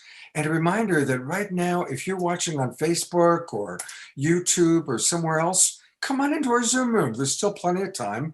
We've still got some really good show ahead of us, some great speakers, more music. So please come on in and join us. Just go to globalpeacetribe.com, globalpeacetribe.com, and join us. I also want to thank those of you who have been donating to Jerry's organization, the Mystic Monastery. Thank you so much for your donations. And thank you everybody who's registered and donated to Saturday Night Alive. I also want to put the spotlight briefly on our executive producer, because he does so much to make Saturday Night Alive happen. He is the founder of Light Touch. He creates all these fun videos that you see. Jay Mayer, we love you. Thank you so much for your incredible support of our show. And of course, I want to thank our broadcast partners. And so, as I just mentioned, Jay creates these wonderful videos for us. And so now I'm going to take us on to a video that introduces our broadcast partners. Here we go.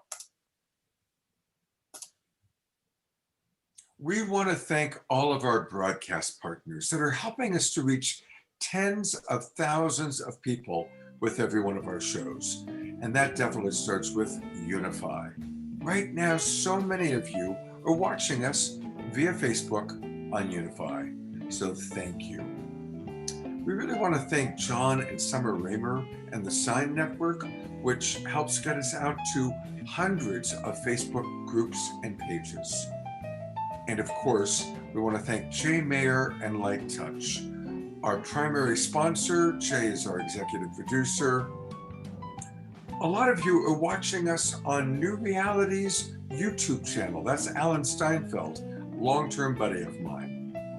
And of course, we originate on Love Coach Academy. That's my organization. And check out Love Coach Academy and all the different shows we provide free of charge all week long.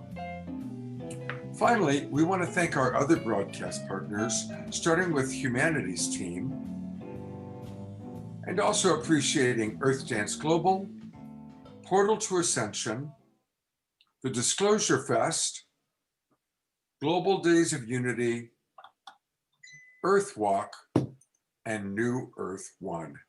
Thank you, everybody. Thank you again, Jay. And now to share a few more announcements, tell us a little bit about what's coming up on Saturday Night Live. Here is Deborah. Thank you, Scott. And yes, thank you so much, Jay, for your incredible support.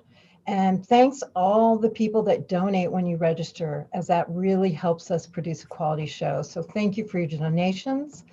And if you'd like to help Saturday Night Alive, we'd really love for you to share about the show. When you get the email, pass it on to people, or when you see it on social media, please pass it on, because this could reach thousands of more people and bring bright light into their lives and hearts. So please share it. And we're really excited about this winter season that we have. We've done a few shows now, and next week we have an incredible new show. One of our more important and popular shows is Indigenous Wisdom. And this again is sponsored by Jay Mayer. So thank you so much, Jay. The theme is going to be Indigenous Wisdom for Navigating This Challenging Times. And so this is the third edition of this popular topic in a series of Saturday Night Alive. This show is being co-hosted by Chief Philip Scott. And we will be following certain ceremonial traditions. And we're very fortunate to have Indigenous chiefs and elders and musical performers, some who are rarely seen, but have incredible messages, wisdom, and ceremony to share with us. We're going to have Chief Phil Lane, Chief Daryl Bobb, Women Stand Shining, Pat McCabe, Chief Reuben George, Chief Karima, Adam Yellowbird. We're also going to feature incredible musicians. We're going to have R. Carlos Nakai, famous native flute player that was famous years ago. He's coming on with us, going to share his music. And the very popular native singer, Joanne Shenandoah, and Sade Johnson. So don't miss next week. It's going to be very, very special. And Scott, do you want to share about February? Yeah, absolutely. So we still have a lot of shows planned. By the way, we're already planning our spring season of the second quarter of the year. But for February, we've got 4 great shows. Mark Sims is coming back, and we've got Whitley Strieber, Linda Moulton Howe, and several other leaders, Elizabeth April, all talking about how to initiate contact and communication with our star family. On February 13th, it's Valentine's weekend, and so we're bringing in some of the greatest teachers of love, including Margot Anand, who literally wrote the book on Tantra, and several other amazing teachers of love. On February 20th, it's time for Teresa Collins, who comes back. She does one show every quarter with us, and she's got Greg Braden as the keynote speaker, and we'll be learning more about global coherence. And then on February 27th, again, this is a wonderful show. Once every quarter, Jay sponsors a show on health. And we're going to do something all about the latest tools and practices for optimizing our health. And now Deborah will tell us about what we've got planned for March. And March, again, is going to be amazing. We always do a show of empowerment of women. It's one of our more popular shows. This time it's going to be feminine leadership changing our world, because that is what's happening now. And I've just been contacting some really incredible top feminine leaders. So that's going to be a powerhouse show. And then March 13th is going to be very special, understanding and communicating with our animal family, because I think a lot of us have gotten closer to our pets, and we really respect the animal family all over the world as part of what we need to honor and support. So we're going to be diving into that. March 20th, during the equinox and solstice, we always use those powerhouse portals to have amazing presenters, spiritual activations. So we will be doing Activating Together, the spring equinox portal. And March 27th, we're going to have another show on Indigenous wisdom. So we thank Jay so much for sponsoring that show. And he's also sponsoring the Animal Family Show. So thank you again, Jay, for your support. And I'm going to be posting the links in the chat room. And not only can you share it out, but you can actually gift a subscription to your loved ones. So I'm going to be putting a link in the chat room and on Facebook where you can actually sign up people and pay it forward and give them a subscription to Saturday Night Live. So we encourage you to do that and spread the love. All right. Thank you, Deborah. And Jay, putting the spotlight on you to introduce our next speaker. Thank you, Scott. Thank you, Deborah, and everyone who has presented so far. I love the way that we're going. And it's my pleasure to introduce our next speaker, Rudy de Cruz. She is the co-executive director of City Repair, which is a Portland nonprofit working on community development, permaculture, and urban design. We've been talking a lot about intentional communities and going back to the land, and something that could perhaps all be summed up in what we could call placemaking. And Rudy will be sharing about that, placemaking, the concept of placemaking, and placekeeping as a sacred responsibility to remember who we are and how do we do this in a good way. So Rudy, thanks so much for being here. Look forward to hearing what you have to share with us all. Thank you so much, Jayma. I am gonna go ahead and share my screen.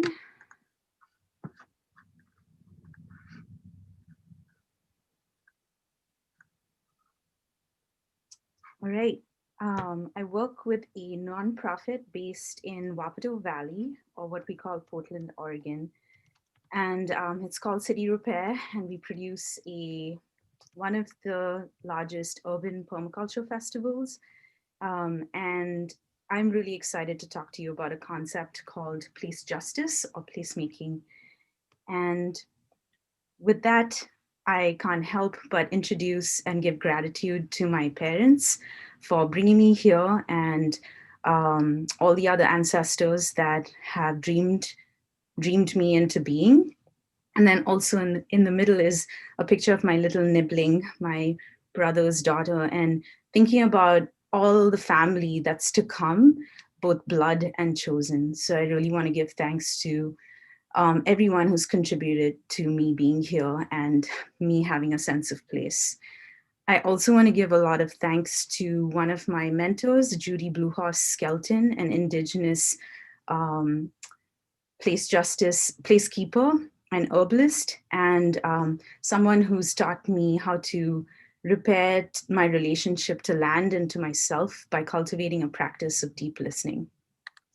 And then want to give thanks again to our bioregion, the Wapato Valley, the salmon, the beaver, all of our land beings that have been so beautifully and carefully tended to by the original inhabitants of this area, the Chinookan people, several tribes, and over 380 tribes that call this place home today.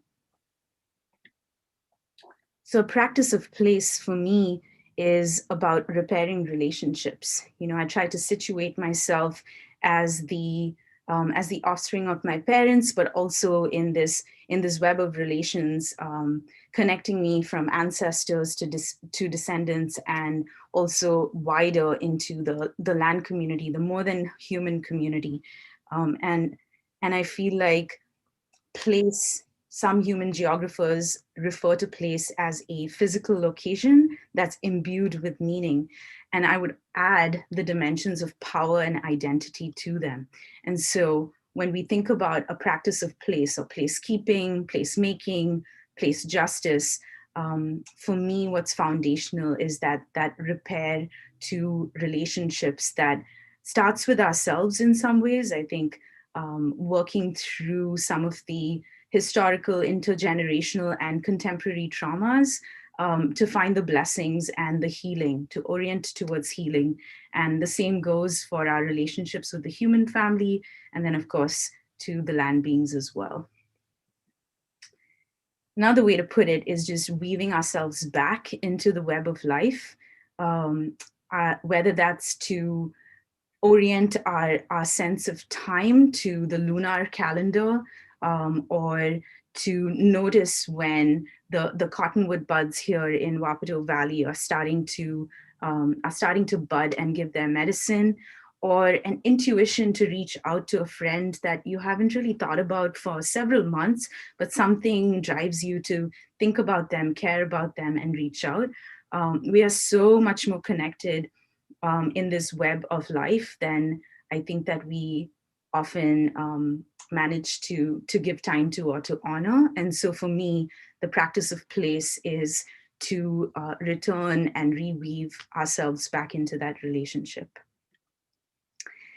And it's from this place, I would say, that I stand so much taller, rooting into my resilience, because I mentioned earlier in the pre-show that there's a silent pandemic of mental health happening, people feeling a sense of isolation, people feeling the just vast detriments that several things, the converging crises that are happening in our lives.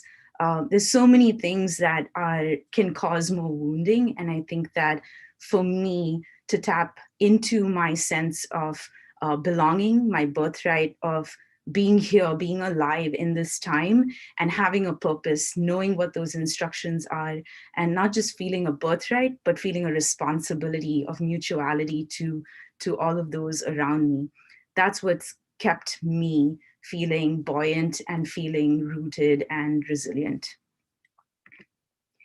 Now, go back to this logo just because I think it's really apt. It's an image of street intersections with a heart in the middle, and You'll see in the next slide why a little bit more, but what I want to present to you is that so much healing is there's so much healing potential at the intersections of our lives, at these edges, we call them in permaculture, the edge between you and me, the edge between the river and the beach.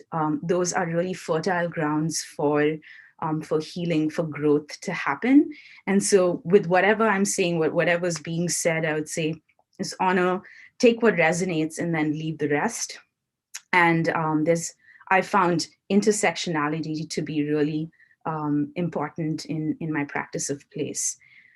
And with that in mind, I want to quote Martin Luther King, Dr. King, with Black History Month coming up next month, and say that the presence of peace is not the absence of tension, but it's the presence of justice.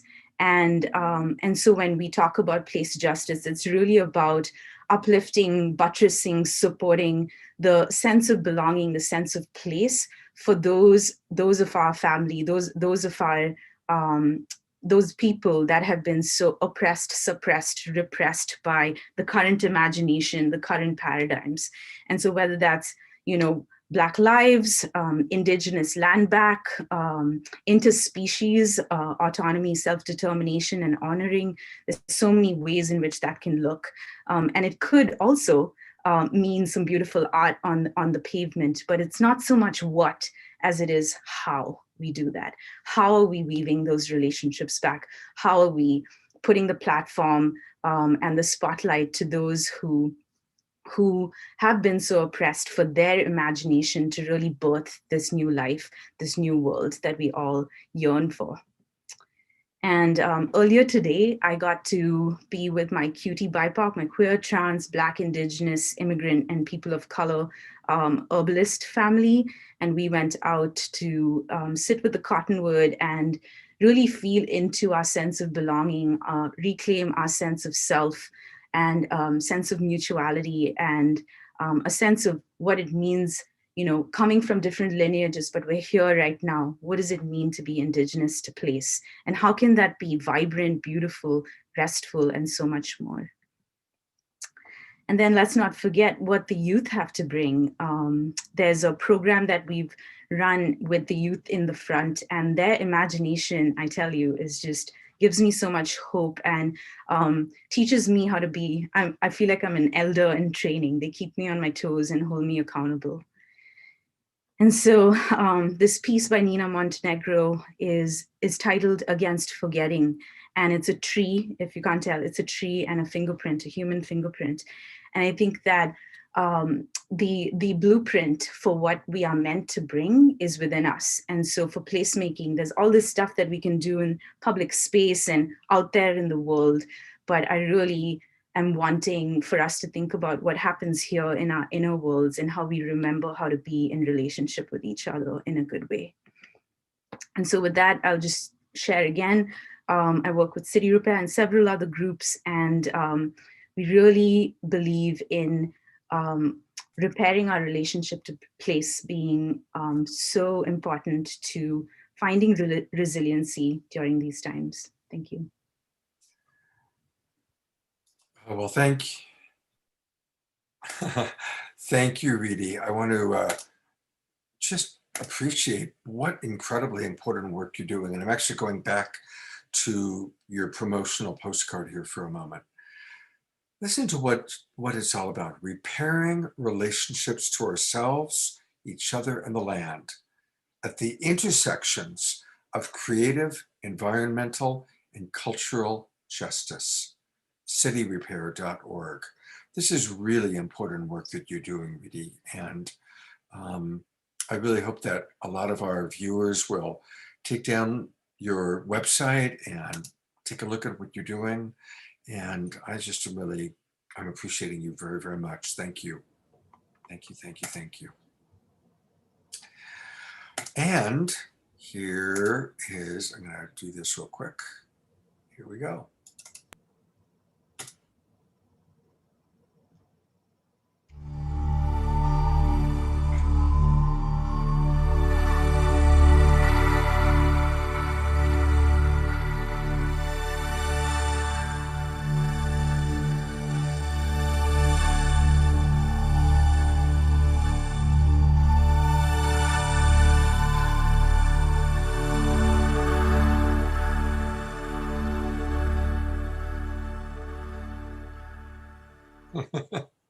That's right. Thank you. Stay tuned because there's a lot more to come. Take it away, Deborah. Thank you, Scott. So now I get to bring in some music, which always helps to continue to raise the vibration. And Shyla Rae Sunshine did a beautiful opening with us and teased us with what she has to share next. So we're so happy to have her back. Hello, Shyla Rae. And yeah, share with us your next level of your vocal beauty and love. I'm gonna sing an older song. I'm gonna sing the song "Existence," which a lot of people know and love. And I saw your comment on Claire. I actually just did a performance with Claire today and her group of women, and wow, love her, love what she's created. So and they just love this song. So I wanted to bring it back and sing this one because it's also, it's the song that represents people really coming together to empower one another and really taking responsibility for our own lives, being the change that we want to see and be in our own lives. And it's incredibly difficult, but we are doing the work. So I'm just honored again to be here. And I hope you all remember this song. You've probably heard it somewhere, and I hope you sing along. There's a great chorus. And and I hope you enjoy. So, and let me know how the sound is.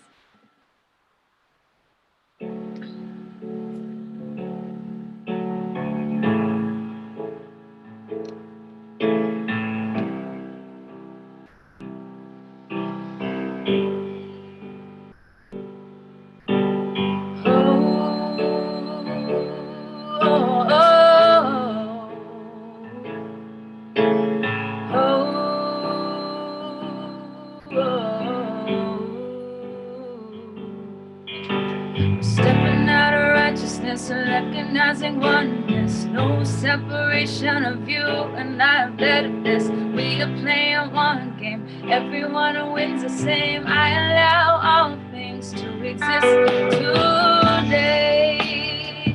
I allow all things to exist in their own way.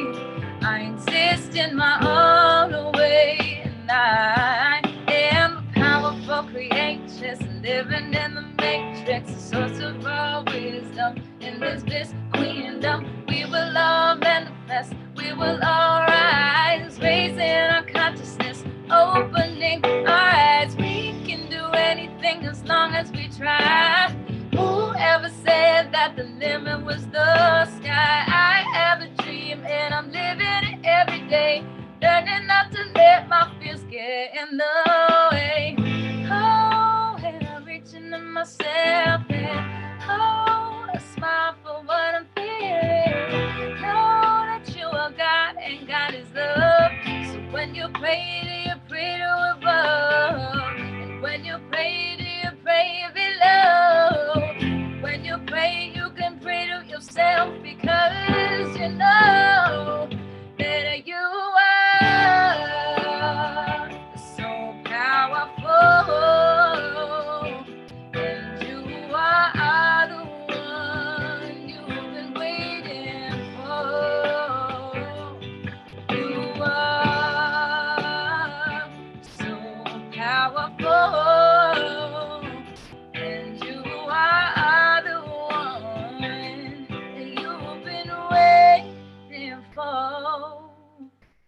Wanna be aware of, but nothing to be scared of, cause we have a relationship with spirit, guided by the instinct, intuition. Don't think that you are living this life alone. Oh no, we were born into a world so fast. We got to slow down and not move too fast. So we have been given the gift of life.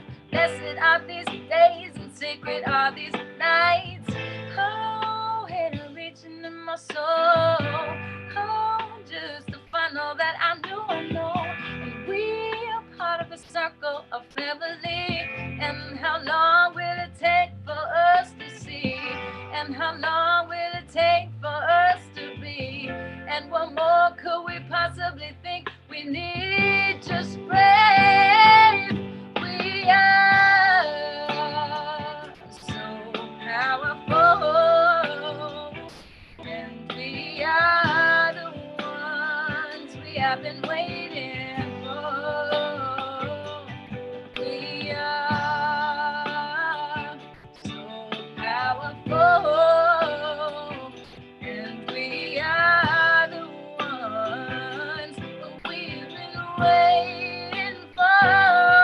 I am so powerful. I am the one I've been waiting for. I am so powerful.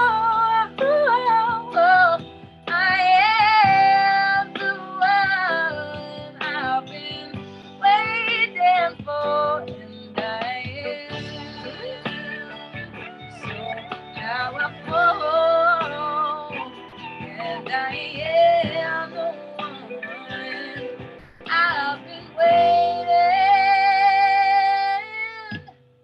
for.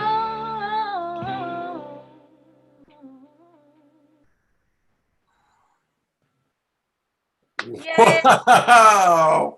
You are amazing. What I just love your soul and the depth of your connection to your song. It's just gorgeous. I love it. I love singing. I love Well, and so here's the deal. It's like, imagine, hey, look, check it out, people. You can learn how to sing, or at least access your voice the way that Shyla accesses her voice, just with so much connection to spirit flowing through.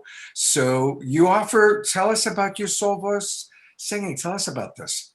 Well, the first thing I should tell you is that I've never had a voice lesson in my life. I'm self-taught. I love to sing. I love music. I fell in love with it when I was young. And I'm just teaching people everything I know about singing and how I taught myself. And I basically, give basic tools for warm-ups and vocal exercises. And then we work on songs together. I help people develop their voice and their own original songwriting style. So that's something I love very much. And, I do one-on-ones, and I also do Zoom online workshops about twice a month. I'll do those. So, and it's, everybody is welcome. No experience necessary. Don't be scared. Very inspiring, Shyla Rae. Very inspiring. So listen, people, you can find out all about it by going to her website, Shyla Rae Sunshine. That's SHYLAH RaySunshine.com. And then once you're there, just click on the coaching part, and you can learn all about it. And what a wonderful discovery to know that you're out there in the world. And hopefully, I hope you'll come back and be on our show again. I would love that. I would absolutely love it. I'm really looking forward to next week's. That looks very, very inspiring. And I think it's something that we all want to learn a little bit more about. Yeah, thank you. And it's true. We've got some Indigenous elders that have not been doing Zoom. It's like we're very fortunate to have some people coming forward and sharing their wisdom. So, all right. Thank you. Well, good to meet you, Shyla Rae. Lots of love to everybody. Have a beautiful night. Have fun and sing. Absolutely. Hey, Jema, you've done a great job bringing in all these wonderful people. And I think you got somebody else to introduce now. Yeah, thank you, Scott. I am really happy to introduce my old friend and good colleague, Marisha Auerbach, on the show to talk about some very practical things we can do and leave you very inspired to what you can do in your backyard. Marisha is an internationally recognized permaculture teacher, designer, and speaker based in Portland. She teaches an online permaculture design class through Oregon State University. And for as long as I've known her, I have just been so inspired at all the things and foods and medicines she can make from her backyard. As just one of the many things that you can do, Marisha. Thank you so much for being here with us tonight. Thank you, Jay, for inviting me. And big thanks to all the other speakers and singers and everyone who's been joining us for the show. I'm really glad to be here with you.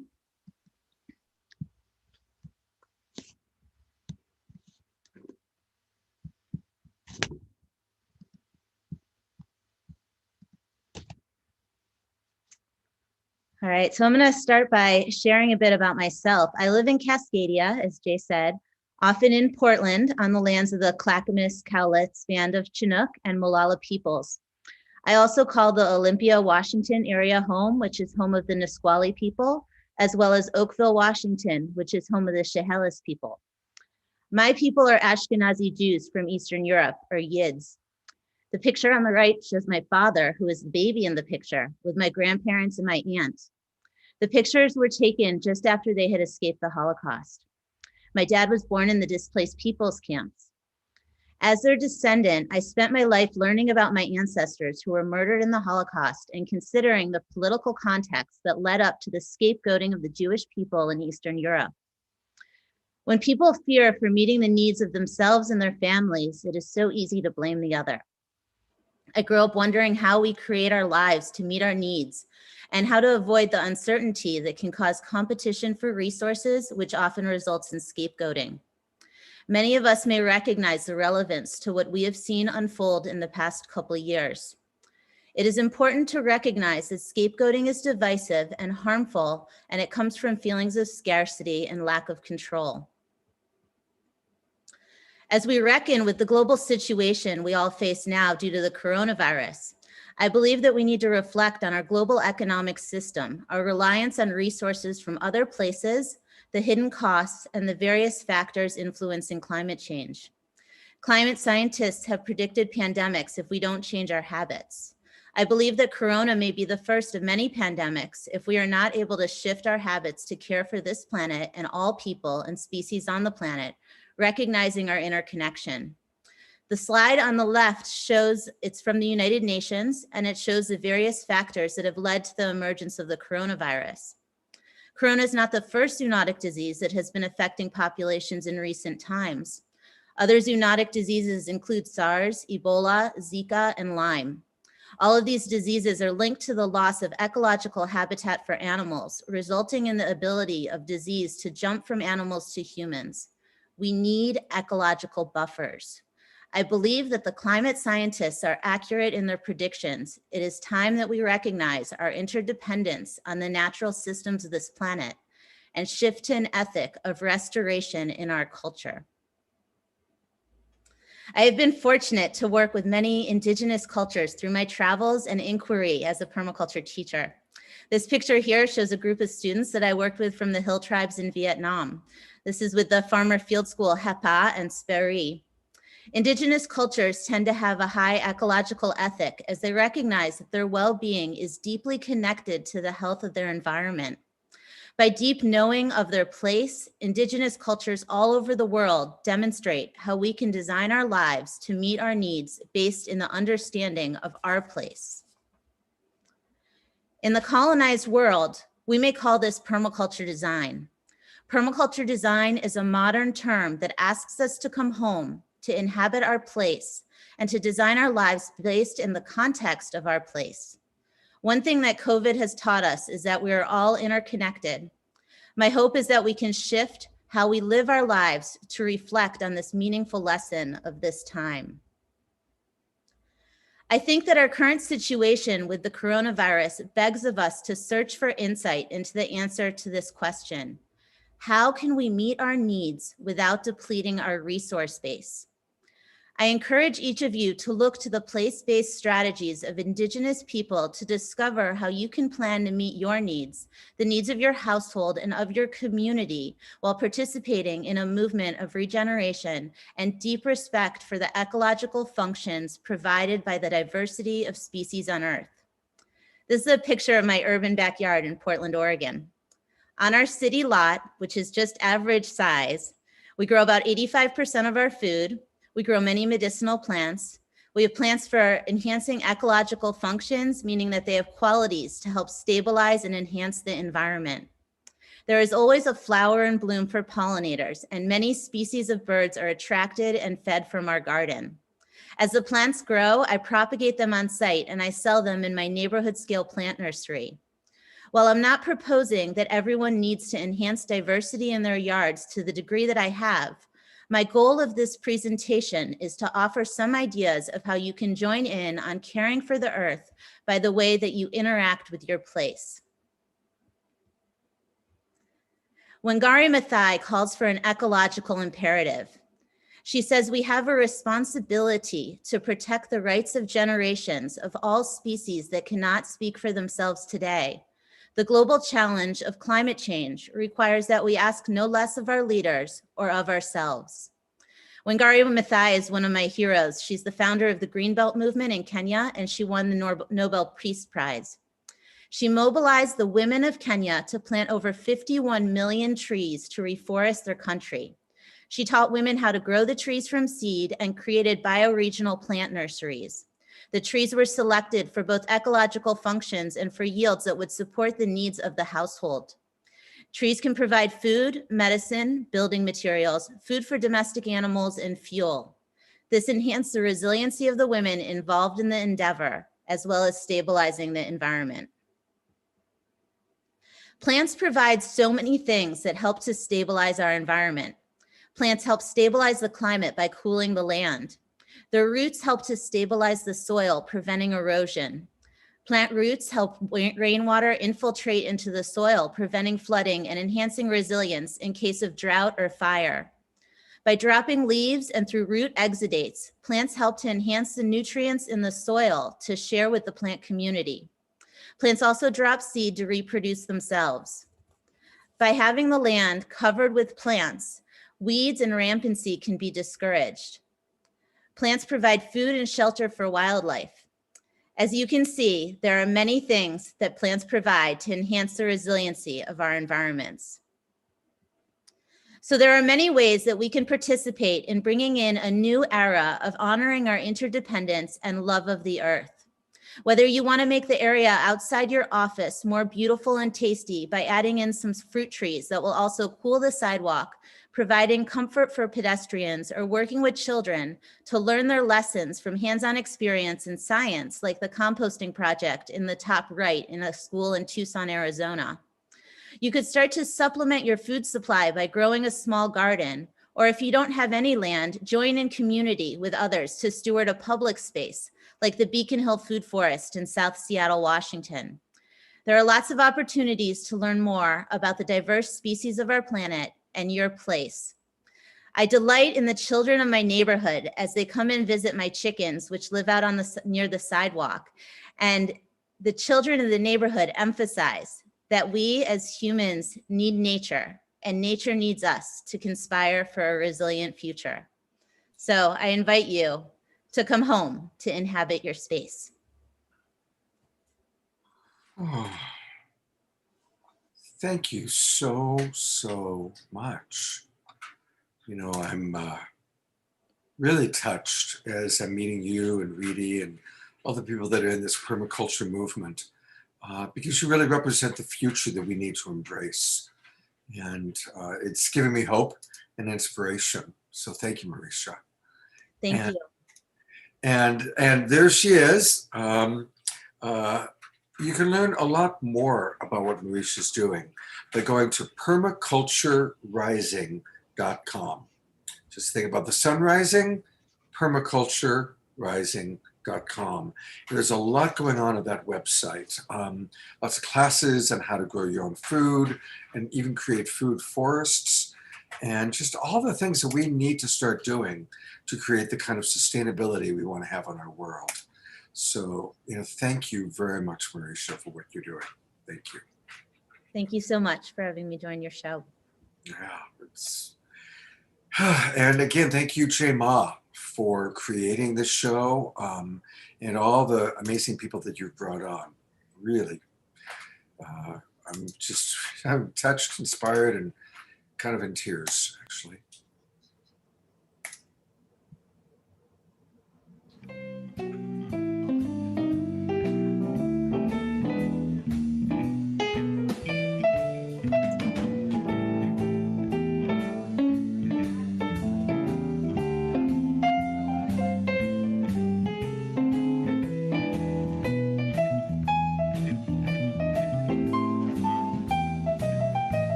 And now we're going to share Global Peace Tribe Recommends, and we use this part of the show to share resources and other shows that you can join.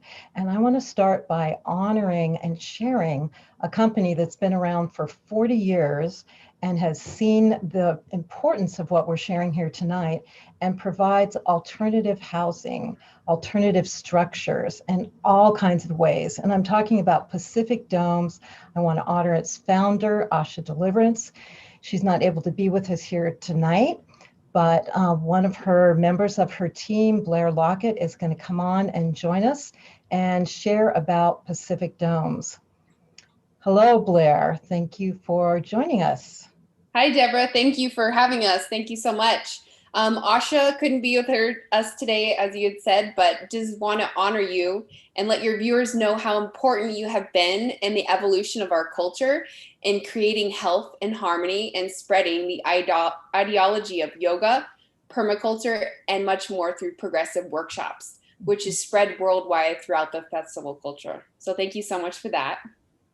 So for 40 years, Pacific Domes has been designing award-winning shelters that are engineered to be energy efficient, easy to install, and very durable.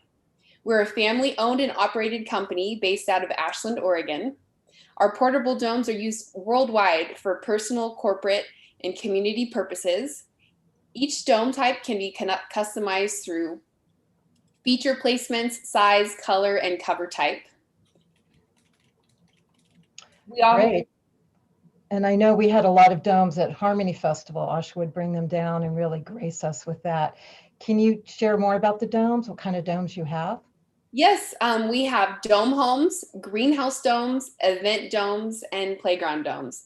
So within each category, we have different uses. For example, we have dwell domes, which can be used as a house in your backyard as more space, for offices, an office or a studio, a guest house. We have glamping domes, which provide a futuristic resort protected from the elements. Eco resort domes, base camp domes. The domes are really easy, packed into remote locations. Healing domes. Domes have a harmonic resonance that is backed by Vedic architecture known as Vatsu that create harmonic resonance through their shape and an energy of health and harmony, which is really cool. Yoga domes, emergency shelters for disaster relief. They can be used for warehouse purposes, distribution centers, kitchens, classrooms, medical centers in times of crisis. They provide safe, long-term, and weatherproof shelters for displaced families. Also, greenhouse domes.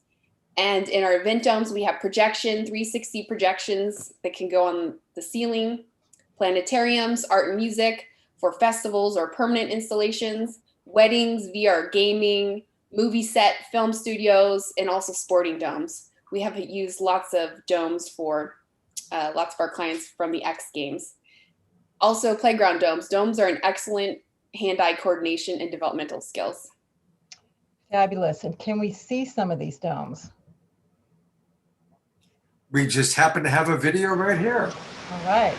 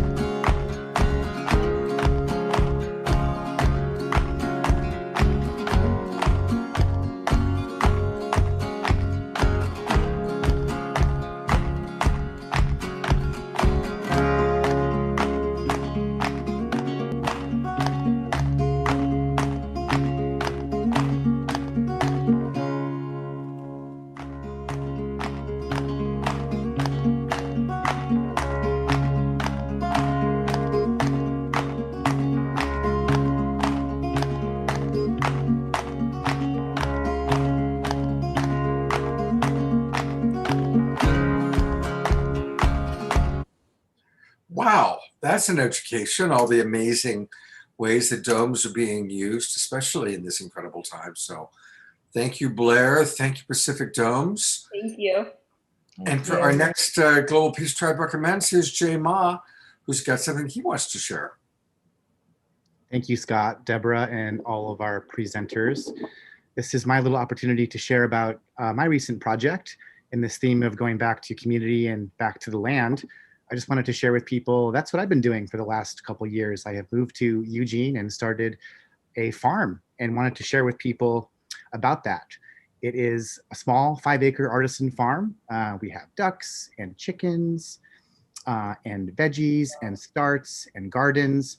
And we are also growing hemp and making amazing medicine from it. It's been such a joy and a lot of work as I find myself walking this path of really becoming a farmer. And I wanted to share it all with you on the show. You've probably heard about CBD. It's kind of been the thing right now happening across the country since the legalization of the hemp bill passed back in the end of 2018, making hemp a national agricultural commodity and decriminalizing it. And I just wanted to share with you something from my farm that we've grown. Our website is livingearthhemp.com. It's Living Earth Hemp at Living Waters Farm is the place we're operating out of. And for anyone that is interested, this is an opportunity for you. If you are looking for CBD products, we are growing them and making them here, and wanted to offer a special to anyone who is on the show presently or will watch it in the future to check us out. If you're looking for high quality CBD, it's a great thing to have right now for so many reasons, especially with the anxiety of the pandemic happening right now. And if you are looking for CBD, it's nice to get it from somebody that you know and that you know is a high quality stuff, as right now you're finding it everywhere in Walgreens and mainstream stores. So I wanted to share with you my project. It's called Living Earth Hemp, livingearthhemp.com. And for anyone on the show, you can enter the coupon code Saturday Night Alive in all caps to get 20% off of your order. So thank you for the opportunity to let me share about that with you all. Absolutely. Thank you, Jay. Livinghemp.com. It's livingearthhemp.com. Thank you. Livingearthhemp.com. Livingearthhemp.com. And Deborah's putting that into the chat box and also into some of our primary Facebook pages. So we all met Jerry a little bit earlier in the show. And there he is with 10,000 acres of pristine forest behind him. Hey, Jerry, I've got the spotlight on you briefly. So we thought that because there's so much more to learn about Mystic Monastery, tomorrow morning, Jay is going to be my guest on my Sacred Sunday show. And as probably those of you that follow Saturday Night Alive know, on Sunday mornings, I do a show every Sunday morning, and on Friday nights, I do a show. And more, the speakers that I have on Friday night and that I have on Sunday morning are people that we've met on Saturday Night Alive that we want to give more time and attention to. And to be really honest, just about every speaker I've seen tonight, it's like, oh, wow, I want to do a full 2-hour show with each of them about the work they're doing. So anyway, please join Jerry and I tomorrow morning, 10 o'clock. You can watch live on Facebook or come into the Zoom room. And I'll give a little teaser. We're going to unravel some very interesting things from the emotional dimension that Yogananda left after he left Earth. Wow. I didn't even know that. So this is going to be cool. So please join us. And you can watch live on Facebook. You know what? We would love for you to come into our Zoom room. Deborah is going to put the link into the chat box of the Zoom room. Come and join us live at 10 o'clock in the morning. And if you can't catch it live, and you can't catch it at 10 o'clock, if you go to my Facebook profile page, I'm the only Scott Katamas on the planet, everything I post is public, you'll be able to find the video replay, both of tonight's show there and of the show that I do tomorrow morning with Jerry. So I'm really looking forward to that. All right, thank you, Jerry. And thank you everybody for the donations that you're providing to Mystic Monastery. We really appreciate it. Well, it's time for some more music. And I want to introduce you all the way from Australia. We are blessed to have with us Chad Wilkins. He is the Mystic Minstrel. An American Australian singer-songwriter, he brings heart songs that reveal a better way for a generation in transitional times on our planet. From his lively progressive grooves to his deeply prayerful chants spanning many genres, Chad's rootsy folk anthems carry themes of love, gratitude, risk, honor, and pure, vibrant life, giving voice to our cry for spiritual transformation, harmony with the earth, and hope for a bright future. Chad, thank you so much for joining us all the way from Australia. Hey, Scott. Thanks so much for having me. Spotlight's on you. Take it away, partner. All right. Here we go. So, you remind me, how did you word the theme of the whole show for tonight? Sure. I'll read it to you, actually. The theme for tonight is a world in transition, building resilient communities and hearts. That's it. Resilient communities and hearts. So, yeah, beautiful. When I read that, I was thinking about the resilient hearts part, and a big part, I think, of having a resilient heart is learning how to respond to the various levels of blessing and difficulty that come to us in our lives. So, over the last year, a lot of us have been hit with a lot of difficulty, and maybe some of us are starting to see the light at the end of the tunnel, or maybe of us have come out of that tunnel. But I'd like to sing a song called Song of the Dawn, and what this song is about, it's about being able to sing the song of the dawn even in the dark of the night, and also to really get all that there is to get out of difficulties in life too, whenever something difficult happens to us. Because there's a lot of lessons and blessings hidden in the challenges that come in life. And so there's a challenge in this song to feel it hard and feel it all the way. So you don't have to come back there again, but get it, get the lesson out of it. So anyway, this song is called Song of the Dawn. Can you hear me good? Is it all coming through clear? Sound great. Cool, all right.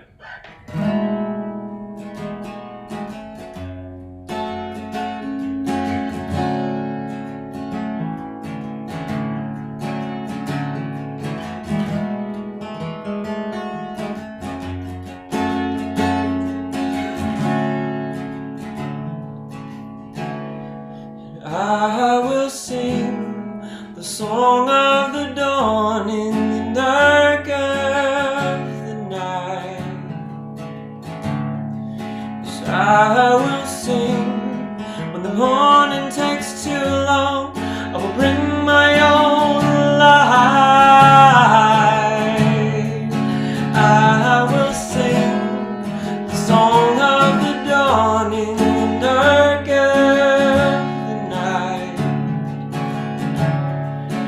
I will sing when the morning takes too long. I will bring my own light.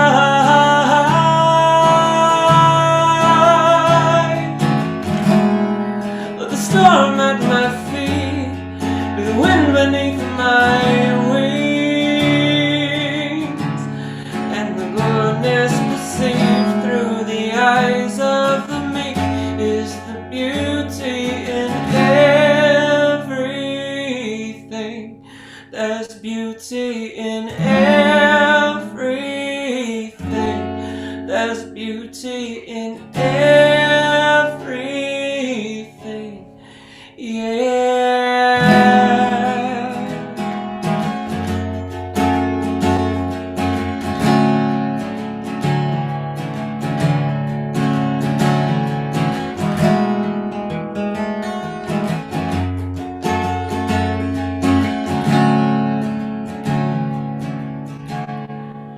I will sing the song of the dawn in the dark of the night.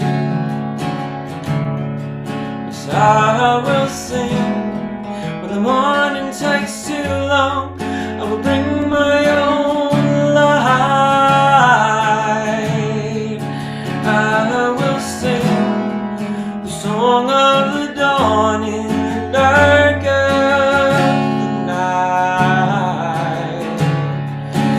I will sing when the morning takes too long. I will bring my own light.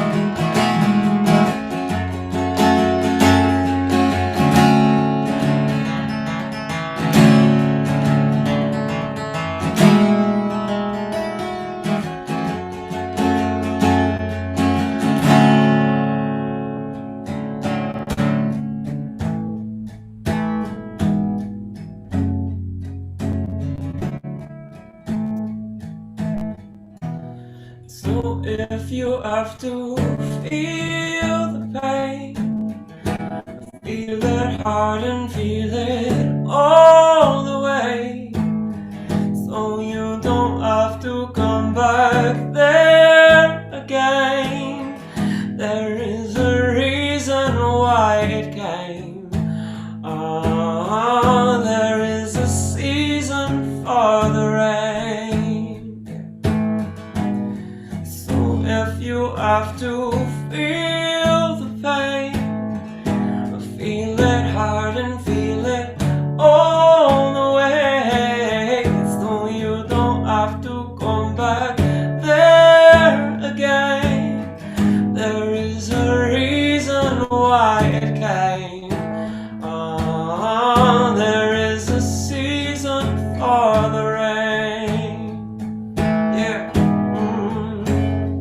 And the lesson is the blessing within the pain.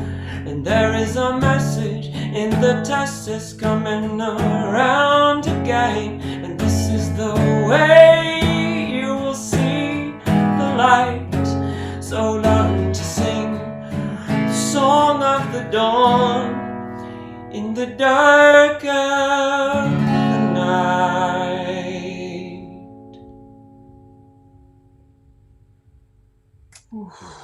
Wow.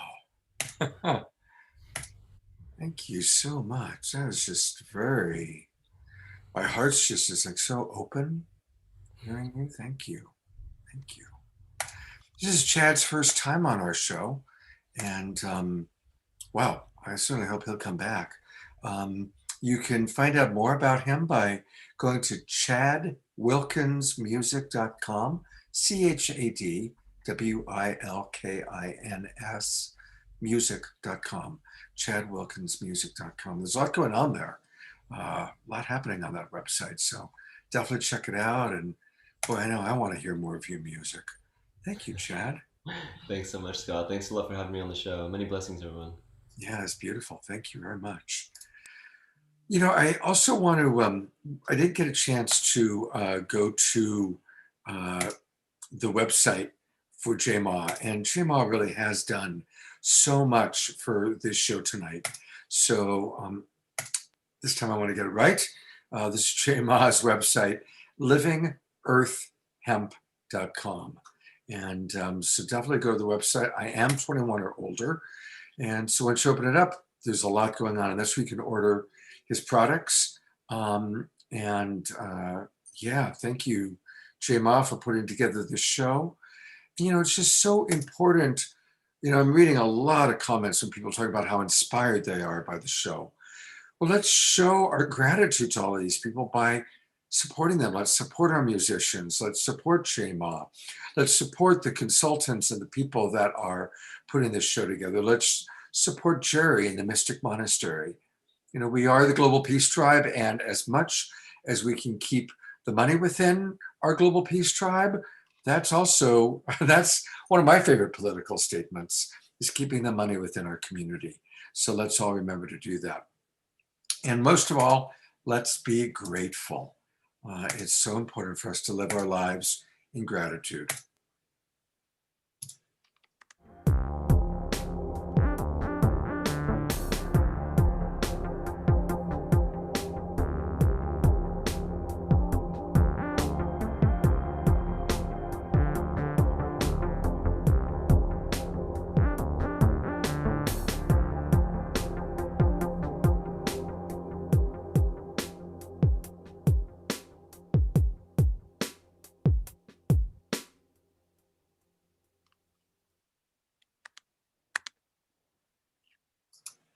Thank you, Jay Mayer, for that video. And now to introduce our next guest, here's Jay Ma. Thank you, Scott. It's my pleasure to introduce our next guest, Miguel Elliott, who I believe is also with some friends. I'm also known as Sir Kabbalat. Miguel is a leader in the natural building movement, which is basically technologies of you can be building structures, your house, from the very earth beneath your feet. Miguel has been doing amazing work all over the country and the world, also known as Sir Kabbalat, as his specialty is building with cob, which I'm sure he will share with you about. His website is Living Earth Structures, and his new project, which he's going to share about, is very exciting. EFAM, Essential Food and Medicine and Artisan Building Communities. So Miguel, we're really happy to have you and look forward to hearing what you have to share with us this evening. I'm really looking forward to too, and in classic style of how things sometimes change, Miguel is not here. He is not with us. He texted me a while ago saying he was all set, but I'm not seeing him here. So Jonathan, if you can hear me, we are going to go to you in just a moment. I'll give you a second to get ready, and we're going to show a commercial for Light Touch, and then we'll go to Jonathan.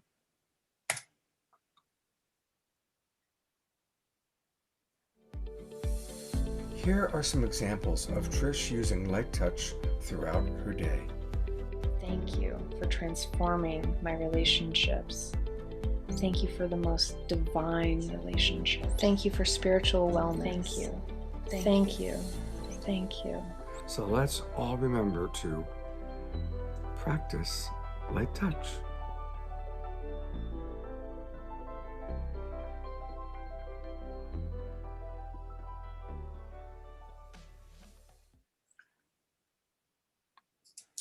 So we'll go to Jonathan in just a moment. But, you know, I want to take a moment just to talk about Light Touch. For any of you that are kind of new to us, Light Touch is one of our ongoing sponsors. And it's a wonderful practice that almost all of us that are very involved in Saturday Night Alive have been doing, inspired by Jay Mayer. Twice a day, we get together and we do prayer together, we do Light Touch together. So it's a wonderful, wonderful practice and something that we really appreciate. So thank you, Jay. Thank you, Light Touch.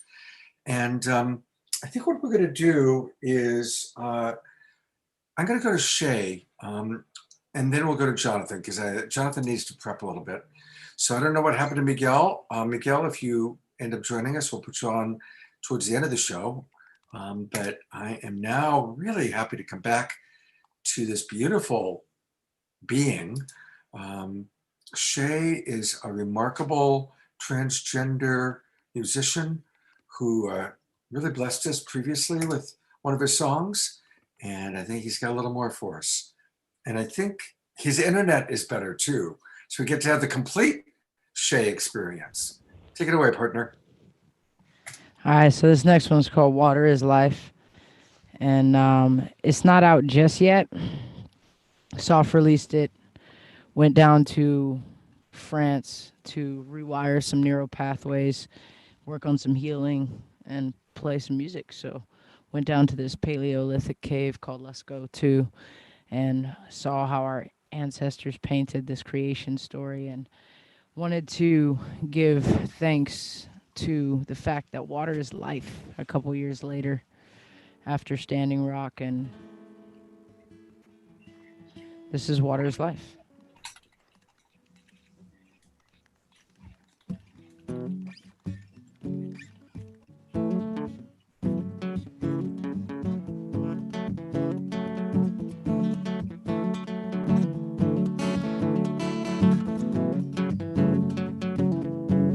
If y'all want to dance along, I welcome you to move your bodies.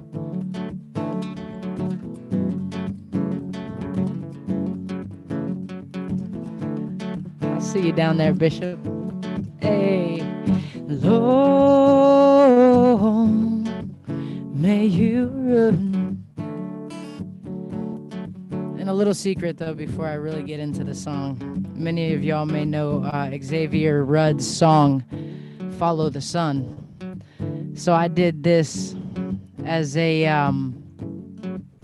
kind of a answer to that song. Can you hear me all right? We can. You sound good. Perfect.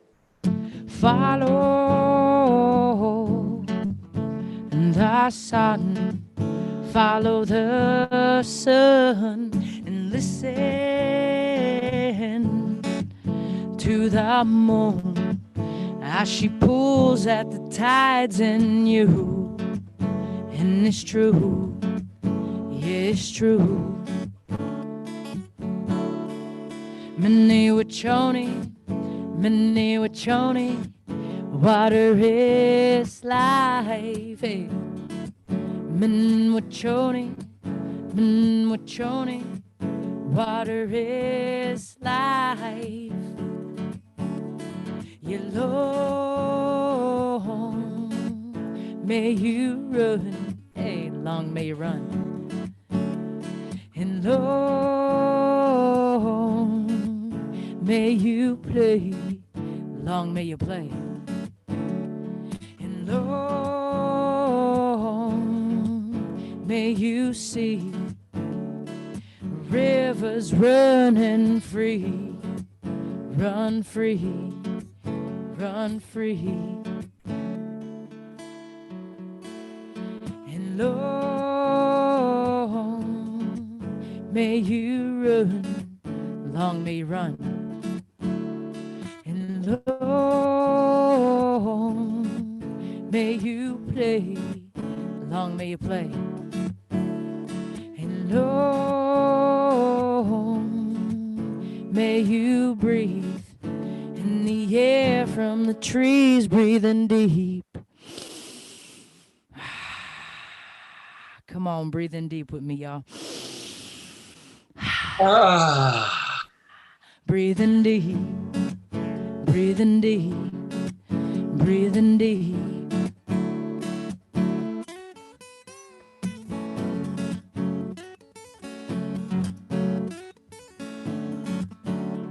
Yeah, Bishop. Hello.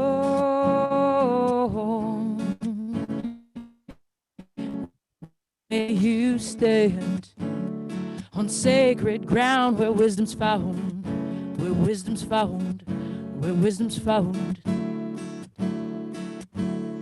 And follow the sun, follow the sun, and listen to the moon as she pulls at the tides in you. And it's true. L'eau c'est la vie, l'eau c'est la vie.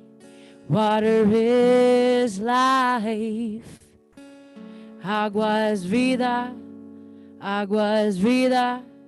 Water is life. Really feeling you right now, Jerry.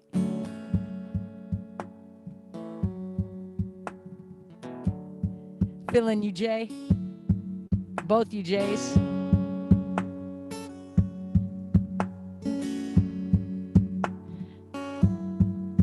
Wanka tonka, tonka shela. Wanka tonka, tonka shela. Chanupa, wanka cha.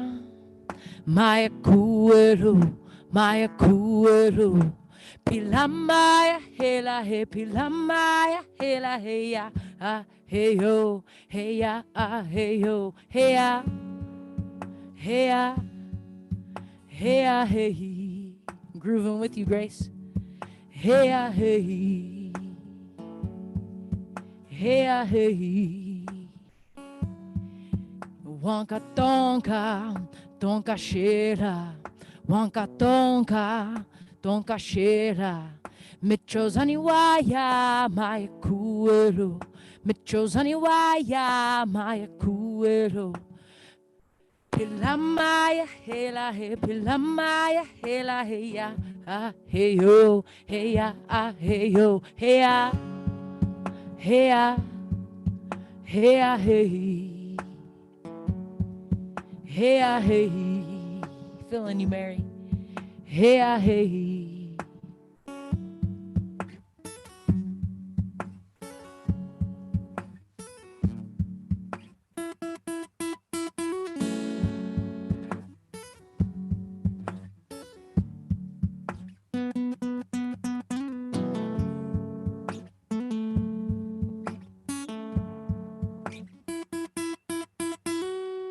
L'eau c'est la vie, l'eau c'est la vie. Sing it with me. Water is life. Agua es vida, agua es vida. Water is life. Minmuchoni, Minmuchoni, water is life. So follow the sun, follow the sun, and listen to the moon as she pulls at the tides in you. Thank y'all for having me. So honored. That song ain't out yet, but I did just let out a new song called America, which was a contemplation that happened while I was overseas. I didn't really understand the brevity of my trauma as a young Black trans man with a father that was born pre-segregation. I didn't really understand my trauma, as a biracial ancestor in training, with Caucasian ancestors who have had slaves in Kentucky, until I went to places where I wasn't identified as like a Black man or whatever. I was just Shea. I was just this, I was identified as American, that American kid, with the guitar. But then I came back here and I wasn't able to relax in ways that I did overseas, and that really hit me. So I just wanted to touch on that to, invite y'all and share with y'all that song America is out on Bandcamp, and it's really just a contemplation and a notice and a call for justice and peace and more of this, more of community and more of honoring treaties that we write within ourselves and that we write with land, like down in Puerto Rico, like we write with land up in, Eugene, Oregon, and that we write, with our communities. So I just wanted to share that that's out there, and this song will be out there hopefully in 2021, but I gotta honor some treaties within myself first. So thank y'all for having me here. Well, thank you, Shea. And I've actually clicked on, so we're now seeing kind of your amazing website. And, one of the things I didn't get a chance to mention, I didn't talk a little bit about his background, but Shea was awarded the 2016 Rising Star Award by Black Trans Men, Inc.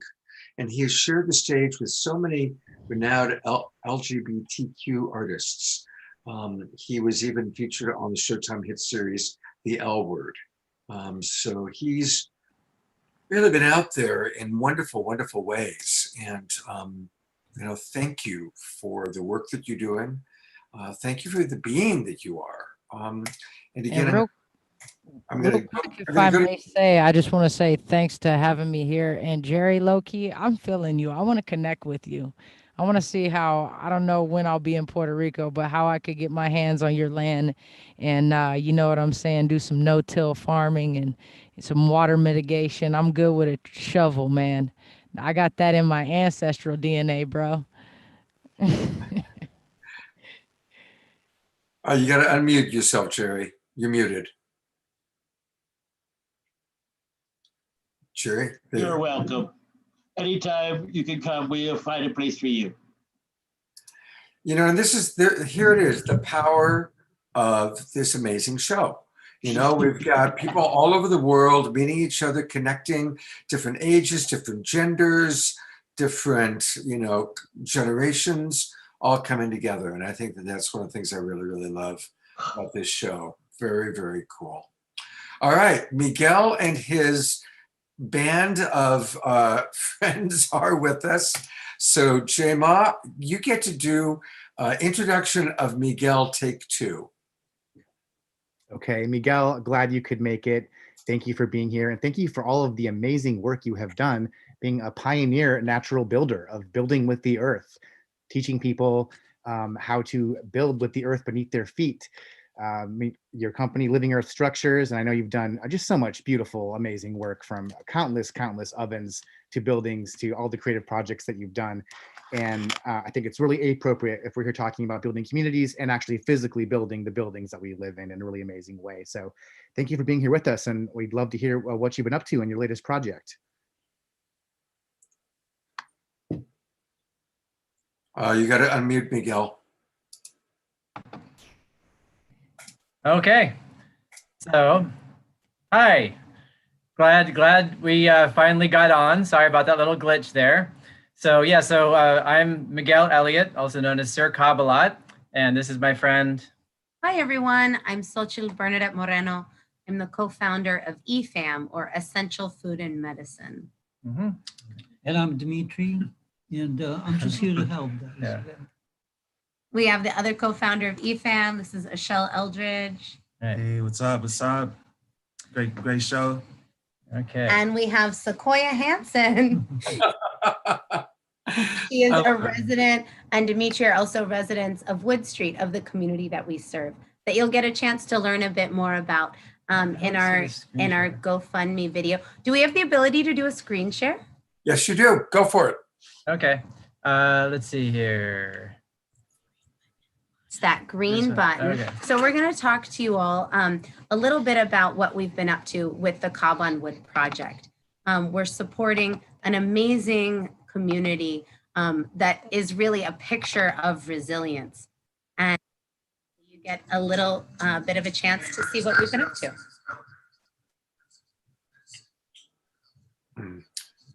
We're still seeing all of you. We're not seeing your share screen. Oh. You guys can do.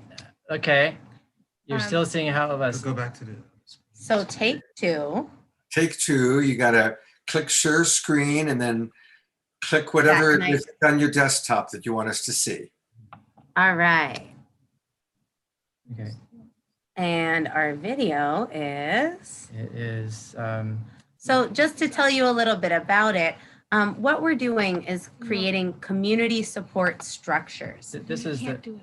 Why not? And these no? community support structures are there to support the basic needs of the unhoused community that are at Wood Street. So we're creating a kitchen, a clinic, and a free store. So the kitchen is able to give residents a place to cook for themselves, a place to, instead of just receiving a meal that they get from a mutual aid network, but to be able to, here, we're gonna do a little switcheroo. Hopefully we'll get our video on soon. But this is Dimitri. We wanna introduce you to Dimitri. He's actually one of the people that inspired the Cob on Wood project. He's a resident at Wood Street, and he came to us and to Artist Building Communities and said, hey, what would it look like to actually provide a little bit more deeply for the basic needs of people? Do you want to talk about your vision of community, Dimitri? Yeah, sure. So basically, these people end up in this place, and a lot of times the reason they're there because they're lacking community building skills, and that's why life is hard for them. A lot of times, okay? There are a lot of reasons, but these people need help to maintain communities to make their life easier to provide for themselves. And what we envision is we're building a culture. We're changing culture, culture of these people, our own culture. And we see the new culture, that's going to spread because this is a common dream of community, of living together in peace. And we're going to we want our businesses to join us. We're going to provide shelter, of course. We're going to provide our own economy. Based on our own needs, we're going to be helping each other. We're going to be bringing our people, helping us, helping themselves, apprenticeships programs. And the vision is just to rise up like this. To rise up. And I think we have our video ready. We're gonna give it a try. You know what I would suggest? While he was talking, I went ahead and I found your video. And if I play it, it's more likely to play well. Thank you, Scott. All right, so let's do that. Okay. All right, Scott, that sounds great. All right, hang on, let me just share screen. All right, so I'm going to share my screen. And we'll stop our share. We'll start yours. You can see our whole merry band. And if you feel inspired and you decide that you want to come out to Oakland, California and get in on the action with us, we've got all kinds of ways to plug you in. Fantastic. All right, well, here we go. All right. Hey, my name is Ashel Seasons Eldridge with EFAM, Essential Food and Medicine, and we're out here at Wood Street in West Oakland building a community kitchen from the ground up with Sir Kabbalah, Miguel, ABC Artist Building Community, a lot of different volunteers and community members who live right here at Wood Street. We've decided to come together to build a kitchen and a clinic. This is one of the reasons why we need a kitchen, because this is our kitchen right here. This is very toxic, this is very dangerous. We don't have much, but this is what we got. And not having much, this is what we're going to use. It's important that we have a kitchen. That would stop a lot of the fires that are happening. Some people can't cook, or they're elderly, and they leave things on the stove and it's over. These structures that we're building are 100% fireproof. Hob is a mixture of sand, clay, and straw. It's all locally sourced, it's fire resilient, and it's beautiful. You can see how, kind of nice it is and how durable it is. We're taking fabric and plastic that has been dumped here, putting it into the walls and the flooring of the building to insulate it. We're pairing sustainable practices with empowering unhoused folks who live here. We're offering them stipends to help out. We're building a community kitchen, but we're also building a clinic that can be a hub for people who have ailments to come in and receive holistic healing. Through our What's Your Medicine event, we were able to bring out over 30 different types of healing practitioners to Wood Street to offer their services. Through the development of the community clinic, we hope to have a place where our network of herbalists, of nurses, community wellness practitioners can develop their relationships with the residents. The only salvation, the only way out of this mess we're in is start building our own communities. We've done it once, we can go see it somewhere else. The idea that we can actually build something that the city and other organizations have said they wanted to provide, but have yet found affordable, cheap ways to do that. We want to. Wow, thank you guys. Minus in session 5, we will hoist the shaft and bring these people to service. Okay. Also, you guys today, mute. You got to stop we are off able whatever it is to you got dig up going all on. the drilling holes. That is to say, all the life-saving channels will be able to open. No? And right now, the rescue work is still underway. Oh, I see. So let's continue to follow up I on have the no latest idea how that happened, but there we go. So thank you, you guys. That's really inspiring, what you're doing. And I love how you're combining. First of all, I love how multicultural you are. I love that I'm seeing a lot of different ages, a lot of different colors, a lot of different genders. So thank you. And I'm really appreciating what you're creating. So thank you. And, we've supported EFAM before. EFAM was one of our fundraising nonprofit organizations. And I love as I'm talking, you saying, no. So I'm going to put the spotlight on myself and mute you guys. But thank you. Thank you for the wonderful, wonderful work that you're doing. We will put into the chat box how people can support you. Thank you. And now we've been talking about it for a little while. I'm going to turn over to Jay Ma, who's going to introduce our final speaker for the night. Thank you, Miguel. Thank you, Scott. And it's actually looking like there's another bit of a little kind of last minute shift with our speaker. I'm been getting this transmission from, maybe it's kind of the Star Nation, some interdimensional thing, which I know it might be somebody might be a distant relative of Deepak Chopra. We know has been on this show, but I think it's coming from that there's in response to this global crisis, to this articulation we've had, this theme of community, the crisis that we're in, that there's a being coming through, Deep Hugs Chakra, who I'm getting will be coming through at the request of if we all could do a collective yum together, like an om, but like a yum.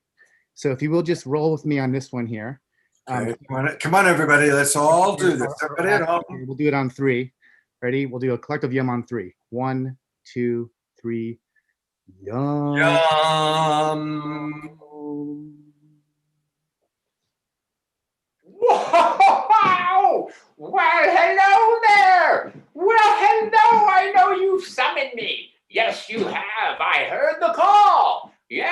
It's only in crisis that I am called to the surface of Earth. That is correct. My name is Deepak Chopra. That is true. And I have been busy. The world is in crisis, as we know, and I've been summoned many times to the surface recently. It was years and years that I didn't come to the surface. Yeah, I was having fun down below, and that's fine. But recently, whoa, I'm here a lot. But that's okay, because I've got something very special for you today. Now, I would like to share with you something in my native tongue. You guys know my native tongue? It's right there. No, for real. I'm going to share with you a special poem, an incantation. That's correct. A very special, old, wise proverb in my native tongue. Now, you may not understand it right away, but if you feel what I'm saying, you can understand what I mean. And if you don't, I will translate. So, it goes something like this.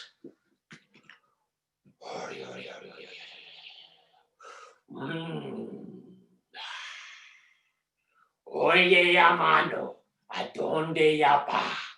Oye, napando, ¿a dónde ya? Ole, chapo, ¿a dónde ya la? Oye, namo, ya pa dónde yo? Oyak, randa kapande, yoyak, rakapapadande, yoyak, rampapadonde, yo, joje ya, donde, bakataka, donde,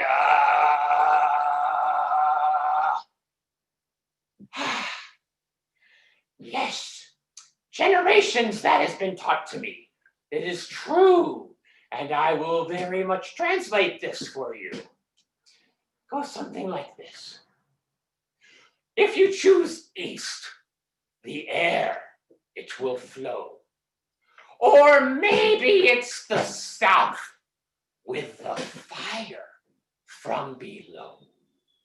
Perhaps it's the west with the water as your test. Or maybe it's the north with the earth that'll suit you best. Whichever direction you may choose to go doesn't ultimately matter, as you know, as long as you always follow your heart.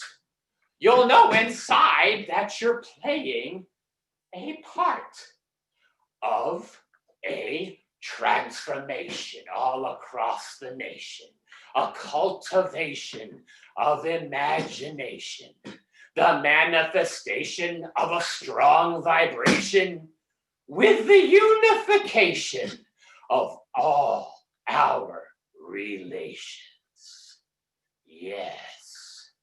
Yes, our relations. All of our relations. I'm talking about the two-legged, the four-legged, the 6 and the 8. From all the small to the very great. I mean all of the living things on this planet. We must honor them all. Yes, that's right. From big to small. Yes, I'm talking about our relations. And the most important relation of them all is our relation with ourself. That's correct. We need to be treating our bodies like a temple that it is, by what we put into it and how we treat it. So I'd like to share a song to remind ourselves of the practice that is important of how we treat our bodies every day, if you can. It goes like this. I wake up each morning and I look to the sun. I do a special pose called salutation. This is yoga. Y-O-G-A, yoga. Yo, yo, yo, yo, yoga. Blocks, straps, and chairs in Iyengar. They're really helpful when you can't reach this far. This is yoga. Y-O-G-A, yoga. Yo, yo, yo, yo, yoga. I reach up to the divine spirit, God, Allah, Jah Rastafari, and I open my heart. I bend to my toes and let out a fart. This is yoga. Y-O-G-A, yoga. Yo, yo, yo, yoga. There's a little green man who teaches a course. He does know to stretch, but he uses the force. His name is Yoda. Y-O-D-A, Yoda. Yo, yo, yo, yo, Yoda. Yes, yes, a little fun, little rhyme, a little song every time to help us do the right thing to our temple, see? Yes, because in all good relations, we must be in good relations with ourselves. And so that is my reminder to you, not only to eat healthy and to treat our bodies with a little stretch. Yes, that's right. Now, I know that there's something important also, the relation that we have to ourselves, but to our larger planet. So if I could share a pledge, perhaps you would like to make the pledge with me. Now, it's only if you feel the words, but if you do, you can repeat after me. I pledge allegiance to the earth. I pledge allegiance to the earth for all the life that she sustains. For all the life that she sustains. One planet in our care. One planet in our care. Irreplaceable. Irreplaceable. With sustenance and respect for all. Sustenance and respect for all. Yes, very good. Now that is a pledge I think all citizens of this planet could make. One without borders. One that honors that we are beings from this planet. Now, as my final share, I'd like to consider this. Now, I know we just went through a tumultuous election here in the United States of America, but I would like to offer up a little something. In 4 years, I would like to be the last president that ever happens in this United States, because if I'm elected, I would replace the presidency with a council of grandmothers, because we need to honor and return the matriarchy so that we can balance the hundreds, if not thousands of years of patriarchy. So I would be running on a platform that is representative of all colors, genders, and race. And this is my departing share. I'm running for office on a simple platform. This corrupt administration has got to transform. We don't need the Homeland Secret Police. We need to join our global neighbors working for peace. The first thing to consider in our country's rebirth is to make all our decisions with a reverence for Earth. Yes to clean water, clean air, and good food, because tampering with things like GMOs is quite rude. Thank you very much. I'd like to share a very special thanks to all of you over there at the Saturday Night Alive. We'll see you next time, and I'll go out and rise to my higher self. Ooh.